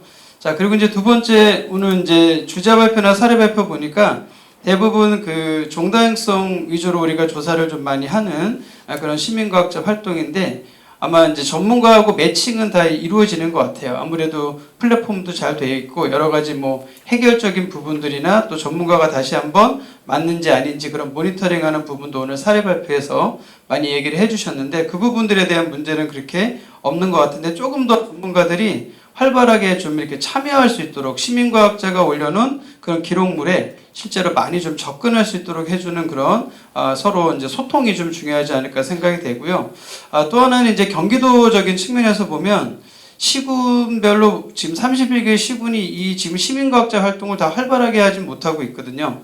그리고 또 중요한 건 경기도에서 만약에 뭐 A라는 시가 있으면 그 A라는 시에 과연 동물, 식물, 곤충이 누가 있는지는 잘 몰라요. 그러니까 기초조사가 안 돼 있다는 거죠. 그래서 기초적인 조사라도 우리가 진행하기 위해서는 아마 시군별로 뭐 대표 산이나 아니면 대표 하천 아니면 공원 이런 어떤 특별한 우리 지역의 어떤 거점 지역, 핵심 지역을 좀 지정을 해서 그 지역 중심으로 기본적인 조사를 하면서 그 조사를 할 때 필요한 시민과학자를 좀 양성해서 같이 그 부분들을 조사해 나가는 그런 서로 프로그램들이 연결되어 있어야 시민과학자 운동이 좀 탄력을 좀 받아서 쭉 가지 안 그러면 10여 년 전이나 지금이나 한 각 지역에 가보면 단체에 가보면 20여 명이 활동했는데 지금은 또 20여 명이에요. 그 별 차이가 없는 거죠. 그래서 그거를 좀 활성화시킬 수 있는 부분이 일단 중요할 거라고 좀 생각을 합니다. 자, 그렇게 돼서 각 지역별로 뭐 시도별로 실제로 어느 종이 나왔는지 우리가 파악을 하게 되면 뭐 지금 많이 하는 것처럼 뭐 예를 들어서 뭐 보호종을 좀 지정을 한다든지 기대종을 지정을 한다든지 이게 지금은 도차원적으로 하지만 나중에는 시차원적으로도 그런 부분들을 각각 해나가야 되지 않을까라는 생각이 좀 듭니다. 그래서 첫 번째는 약간 그 민간 역량 강화, 시민과학자의 역량 강화적인 측면에서 좀 설명을 드렸고요. 두 번째는 생태계 위험 요인 쪽으로 한번 제가 한번 모니터링을 좀 해봐야 되지 않을까. 이것도 아마 시민과학자가 직접적으로 참여하면 과연 생태계 위험 요소가 뭐가 있는지 그리고 어떤 상황인지 우리 지역에 어떤 피해가 큰지를 좀 모니터링할 수 있지 않을까 생각이 됩니다. 그래서 아까 앞쪽에 우리 그 주제 발표나 사례 발표 쪽에서도 나오긴 나왔었어요. 어떤 중요종이라든지 뭐 기후변화 생물 지표종이라든지 이런 거 나왔었는데 최근 들어서 이제 생태계 교란 생물 문제가 좀 많거든요. 그 다음에 돌발해충 문제가 많아서 최근 들어서 많이 등장을 하기 때문에 뭐 예를 들어서 뭐 지금 재작년부터 발생하는 게 러브버그가 발생을 좀 많이 하고 있는데 그게 지금 이제 2년차 되니까 더 확장이 됐어요.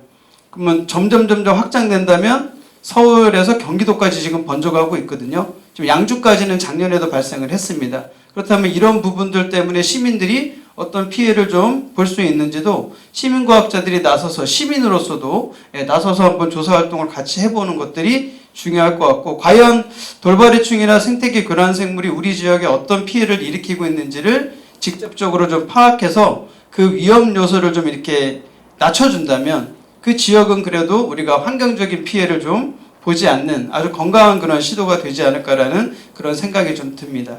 자, 그리고 이제 또 하나가 요즘에 살충제 문제가 되게 좀 심각한데요. 꿀벌도 지금 살충제 영향들을 좀 많이 받아서 더 이제 개체수가 줄어들고 있다 보니까 살충제 지금 뿌리는 부분들이 너무 좀 무심코 뿌리는 부분들이 우리나라가 좀 많아요. 그래서 그 부분들을 좀 모니터링해서 이 지역은 여기까지 안 쳐도 되는데 자, 이 부분들이 좀 중요할 것 같아요. 아까 우리나라 생물종이 한 6만 종 이렇게 이상 된다라고 했는데 그 중에 2만 종이 곤충이거든요. 그러면 실제적으로 모든 동물의 먹이원이 되는 거고 실제로 꿀벌도 꽃가루바지해서 식생에 아주 큰 도움을 주는 역할을 하고 있는데 자, 이 부분들을 우리가 좀 간과하고 있는 거죠. 살충제를 뿌리는 거. 제가 시민과학 활동 활발하게 한다. 너무너무 중요한데 살충제 뿌려가지고 이미 다 죽여놓고 시민과학을 한다? 조금 약간 어폐적인 부분들이 있어서 특히 도시 생태계 중심으로 지금 뿌리는 부분들 크고요. 또 하나는 지금 산림드론, 농림드론 지금 모든 부처가 다 해당이 될 거예요. 드론 방제가 좀 많이 심각한 문제가 되기 때문에 그 부분들을 우리가 모니터링해서 자, 이 생물의 다양성이 유지될 수 있는 서식지를 보존하는 쪽으로 좀 우리가 대책을 좀 세워야 되지 않을까. 그리고 그 부분 모니터링하는 게 너무 어려웠거든요. 결국에 이것도 서식지 훼손하는 것도 시민과학자의 역할이 가장 중요할 거라는 그런 생각이 좀 많이 듭니다. 그래서 그런 거를 통한 여러 가지 뭐 생물 다양성 이런 활동들에 대해서 자, 문제가 되는 요소들이 있다라면 같이 이런 부분들을 좀 해결해 나간다면 아마 이 생물 다양성의 다양성을 조사하는 것뿐만 아니라 이 다양성을 지켜가는 것, 이 두 가지를 좀 같이 잡는 게 가장 중요할 거라는 생각이 듭니다. 지금 제가 이제 곤충 분야를 하다 보니까 실제로 우리 많이들 얘기하는 게 현재 곤충의 멸종 속도가 다른 동물보다도 한 8배 이상 빠르거든요. 우리나라도 제가 지켜봤어요. 과연 살충제 때문일까? 도시 생태계 살충제 때문에 곤충이 줄어들었을까? 근데 그것보다도 지금 전 지구적인 멸종 속도도 상당히 빠른 상태예요. 그렇다라고 하면 이 모든 동식물하고 함께 어우러져 살아야 되는 이런 가장 종류가 많은 종다양성 풍부한 곤충의 종수를 지켜나가는 이 살충제에 대한 부분들은 우리가 가장 좀 급선무로 좀 체크를 좀 해봐야 될 문제지 않을까라는 그런 생각이 좀 들었습니다. 그래서 지금 경기도에서 이런 여러 가지 부분들을 많이 관심을 가지고 해주시다 보니까 아무래도 다른 지역보다는 시민과학적인 측면에서 생물의 다양성을 보존하고 증진하는 부분에 많이 또 노력을 해주실 거라고 믿고요. 앞으로도 여기 지금 제가 얘기한 뭐 돌발해충이라든지 생태계 교란 생물이라든지 살충제라든지 여러 위험 요소들이 있잖아요. 그런 요소들을 앞으로 좀 포럼으로 또 만들어서 어떻게 하면 우리나라 생물 다양성을 좀 증진시킬 수 있는지 그런 부분들이 좀 이어갈 수 있다라면 가장 좋지 않을까 그런 생각을 하면서 마치겠습니다. 감사합니다. 네, 한영 씨 윤주익 소장님의 현실적인 어떤 그 문제들을 해결하는 방안들에 대해서 경기도의 그런 시민과학 양성 과정에 대해서도 이야기하셨고요. 또 살충제 문제들을 우리가 어떻게 또 이후에 포럼을 통해서 조금 해야 되지 않을까 이런 의견을 주셨습니다. 그럼 다음은 한국환경연구원 이현우 선임연구위원의 토론을 듣도록 하겠습니다. 예, 안녕하십니까. 소개받은 한국환경연구원 이현호입니다. 저는 아마 한 20년 이상 환경정책, 특히 생물다양성 자연정책 쪽을 좀 해왔습니다. 그리고 마침 또 기회가 있어서 한 10여 년 전에 이 시민과학 관련된 부분들을 보고서를 한번 쓴 적도 있고, 그래서 오늘 아마 첫 번째 발제에서 발제자님께서 이제 제 연구 보고서도 좀 인용을 해주시고 그래가지고 감사를 드립니다. 오늘 이렇게 발제라든가 토론이 굉장히 이제 잘 짜여진 것 같아요. 이제 그리고 이제 시민과학이 어떤 것이냐를 또 얘기를 했었고, 또 시민과학을 하는 활동들, 특히 이제 조사 활동들에 대해서 바이오블리츠라든가 이런 것도 얘기를 했었고, 그 다음에 이 시민과학 활동들을 도대체 어떻게 응용을 해서 무슨 문제를 풀어나갈 수 있을까? 이제 보호지역 문제라든가 아니면 길고양이 문제라든가 이런 것들을 이제 시민과학과 접속하면은 좀 뭔가 풀리지 않을까 이런 말씀도 해주신 것 같습니다. 이 시민과학은 참 여러 가지로 이해하기가 쉽지가 않습니다. 그냥 시민들이 자연에서 하는 활동들 여러 가지 뭐 묶어서 이제 하는 이제 부분들도 이제 있고 그렇죠.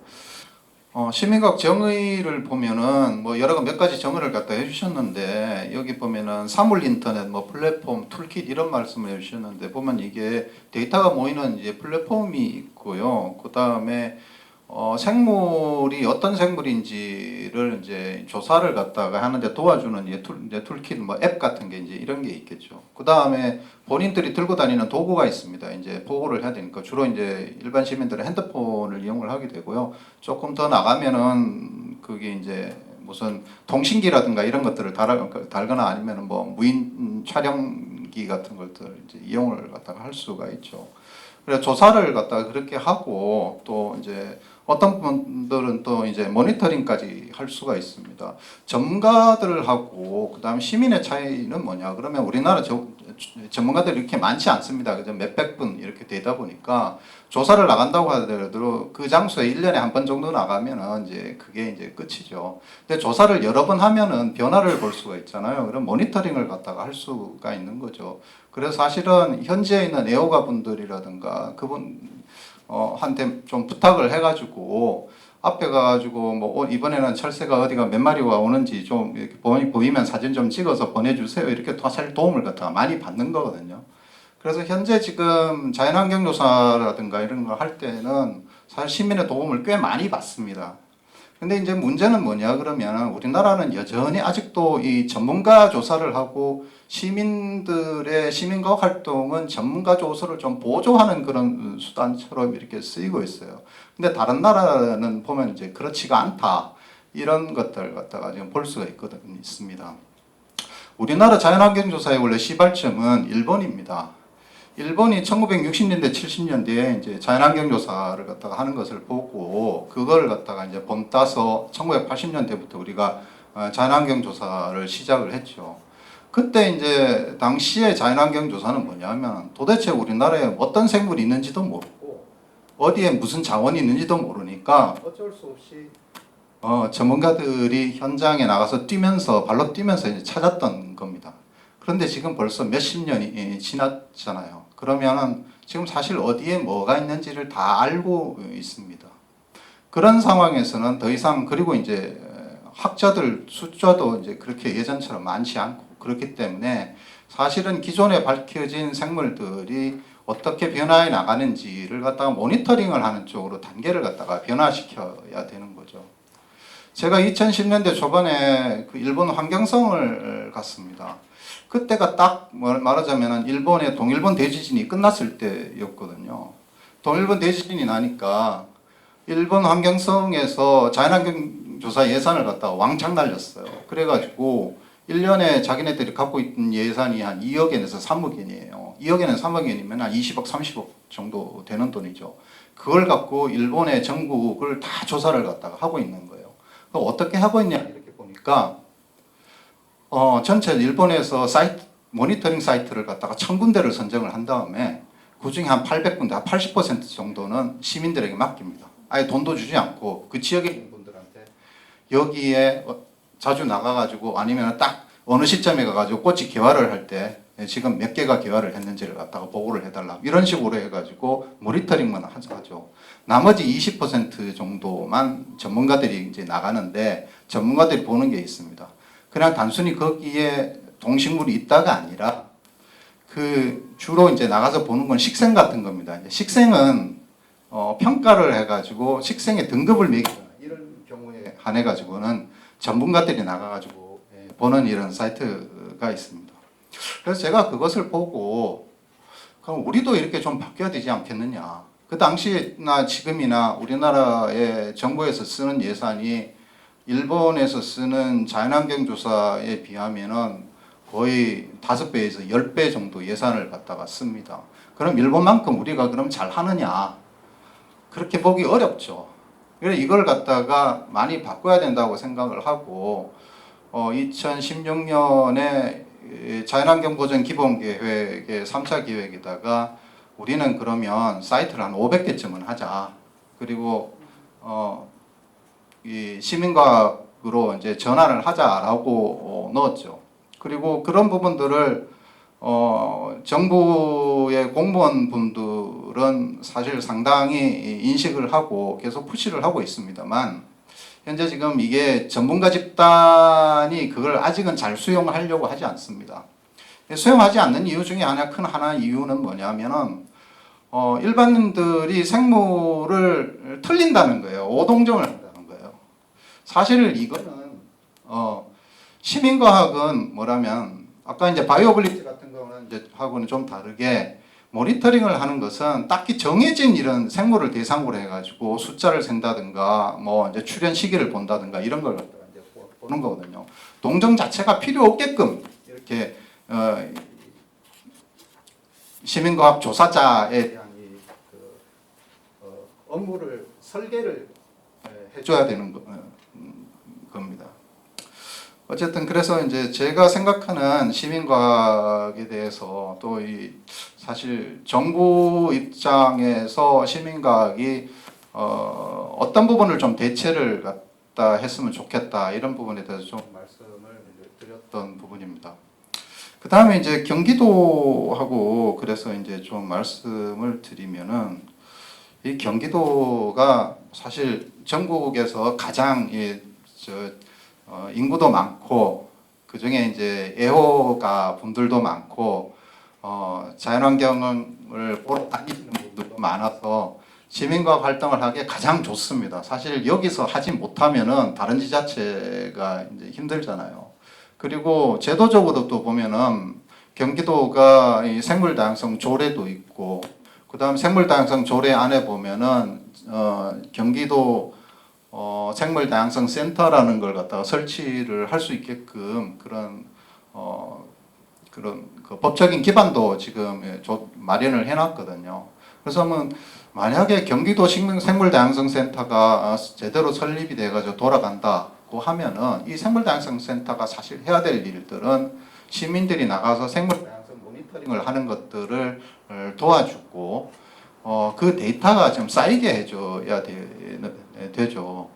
그리고 그것을 이제 지원을 해줘야 되고 또 그 경기도 시민들의 자료가 말하자면은 시민이 구축하는 자료가 경기도의 공공 데이터로 구축이 될 수 있도록 이렇게 해줘야 된다고 저는 생각을 합니다. 오늘 경기도에서 어쨌든 이 시민과학 관련해서 여러 전문가분들을 모시고 좀 토론을 할 수 있고 이렇게 한다는 부분들은 경기도의 자연생태 담당하시는 분들이 그런 데 대해서 관심이 크신 거 아닌가 이렇게 생각을 하고 앞으로 잘 활동하실 수 잘 지원해 주시기를 좀 기대합니다. 감사합니다. 민간 역량 강화를 통한 활동 지원 방안에 대해서 이야기 주셨고요. 또 하나는 그 시민과학을 지원하는 방식이나 이런 틀거리들이 사실은 첨단 도구나 기술들이 굉장히 발전하는 방면에 이런 지원들의 체계들은 굉장히 그 가이드라인이라고 하는 부분들이 굉장히 부족한 상황이다. 그래서 그런 것들을 좀 향상시킬 수 있는 양성자 과정들도 굉장히 필요하고 지자체가 지금 경기도에서 굉장히 여타 시도에 비해서 굉장히 많은 전략들로 관심 갖고 진행하는 거에 대해서 굉장히 오늘 자리를 통해서 더 점진적으로 좀 제도화했으면 좋겠다라는 말씀을 주셨습니다. 그럼 마지막으로 오늘 경기도 기후환경 정책과 송준수 자연생태 팀장님의 토론을 좀 듣도록 하겠습니다. 네. 네, 안녕하십니까. 경기도 기후환경정책과 자연생태 팀장 송준수입니다. 저희 올해 우리과 자연생태팀에서 이제 가장 그 역점을 두는 부분도 이 생물 다양성에 대해서 일단 도민 인식을 확산하고 또 시민 과학자를 비롯한 민간 역량 강화와 활동 지원 요걸 좀 최우선으로 하고 추진하려고 합니다. 그래서 먼저 이 생물 다양성 증진에 위한 도민 인식 증진을 위해서 첫 번째로 저희가 올해 경기도 기대종 31개를 선정을 해서 그거를 캐릭터화해서 보급을 하려고 합니다. 저희 쉽게 말하면 그 포켓몬 띠부띠부실처럼 경기도에서 잘 관찰되고 어떤 생태질의 문화적 특성을 반영한 기대종들로 이런 캐릭터들을 개발해서 이 도 생물종이 친숙해질 수 있도록 돕고 그 두 번째는 저희가 아까 그 말씀해 주셨던 아이내추럴리스트 같은 건데 좀 더 그 사용자 그 편의 중심의 그 경기도 생물 다양성 탐사 앱을 하나 론칭하려고 합니다. 그러니까 사진을 찍으면 그러니까 이용자는 사진을 찍기만 하면 그 생물종에 대한 정보를 받을 수 있게 하는. 그래서 저희가 그 바이오블리츠 같은 경기도 생물 다양성 탐사를 2019년부터 매년 시행해 왔는데 종전까지는 매년 한 개소 그러니까 일회성 행사로 진행을 해왔었는데 올해부터는 경기도 31개씩은 전체를 대상으로 하려고 합니다. 근데 그 중에 이제 21개소는 바이오블리츠처럼 일반 시민을 대상으로 그렇게 행사를 하고 10개소는 저희가 도내 그 생태 우수 지역에 대해서 시민과학자 중심의 그 탐사단을 구성해서 좀 중점적인 탐사를 매년 이렇게 순회적으로 하려고 하고요. 이때 이제 이 생물 다양성 탐사할 때 아까 말씀드렸던 그 다양성 탐사 앱을 이용해서 그 자리에서 요걸 그 생물종을 기록할 수 있도록 그렇게 좀 해볼까 합니다. 제가 이제 작년에 7월에 이 자연생태 팀장으로 와서 개인 자격으로 이 생물 다양성 탐사를 몇 번 그 주말에 참석해서 해봤는데 설명 들으면서 볼펜이랑 종이로 이렇게 기록을 하고 하는 게 상당히 번거롭더라고요.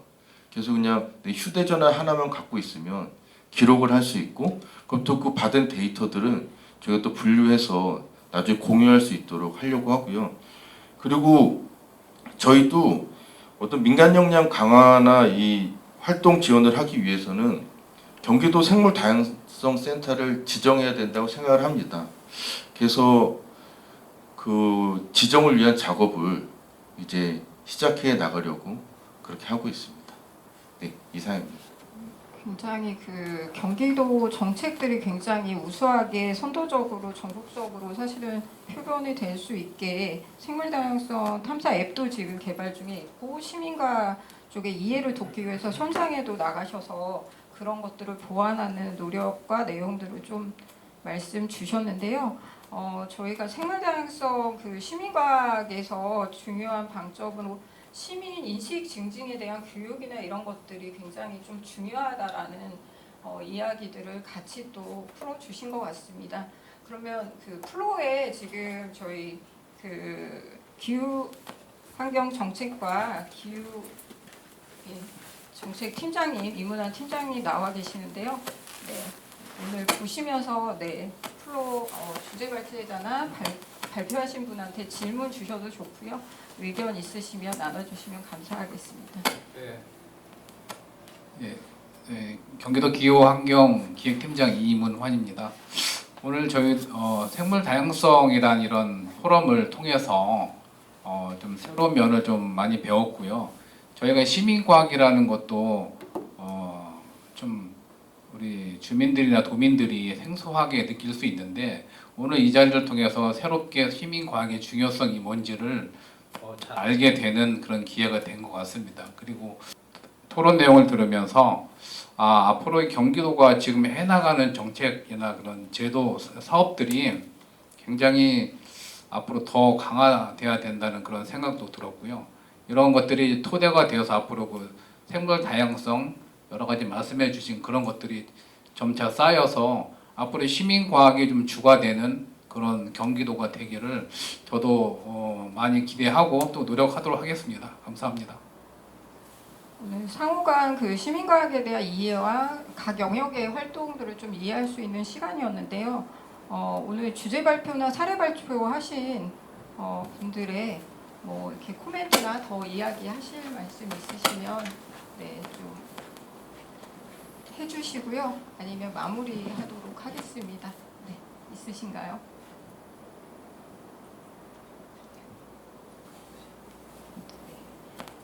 없으시다고 말씀을 하셨고요.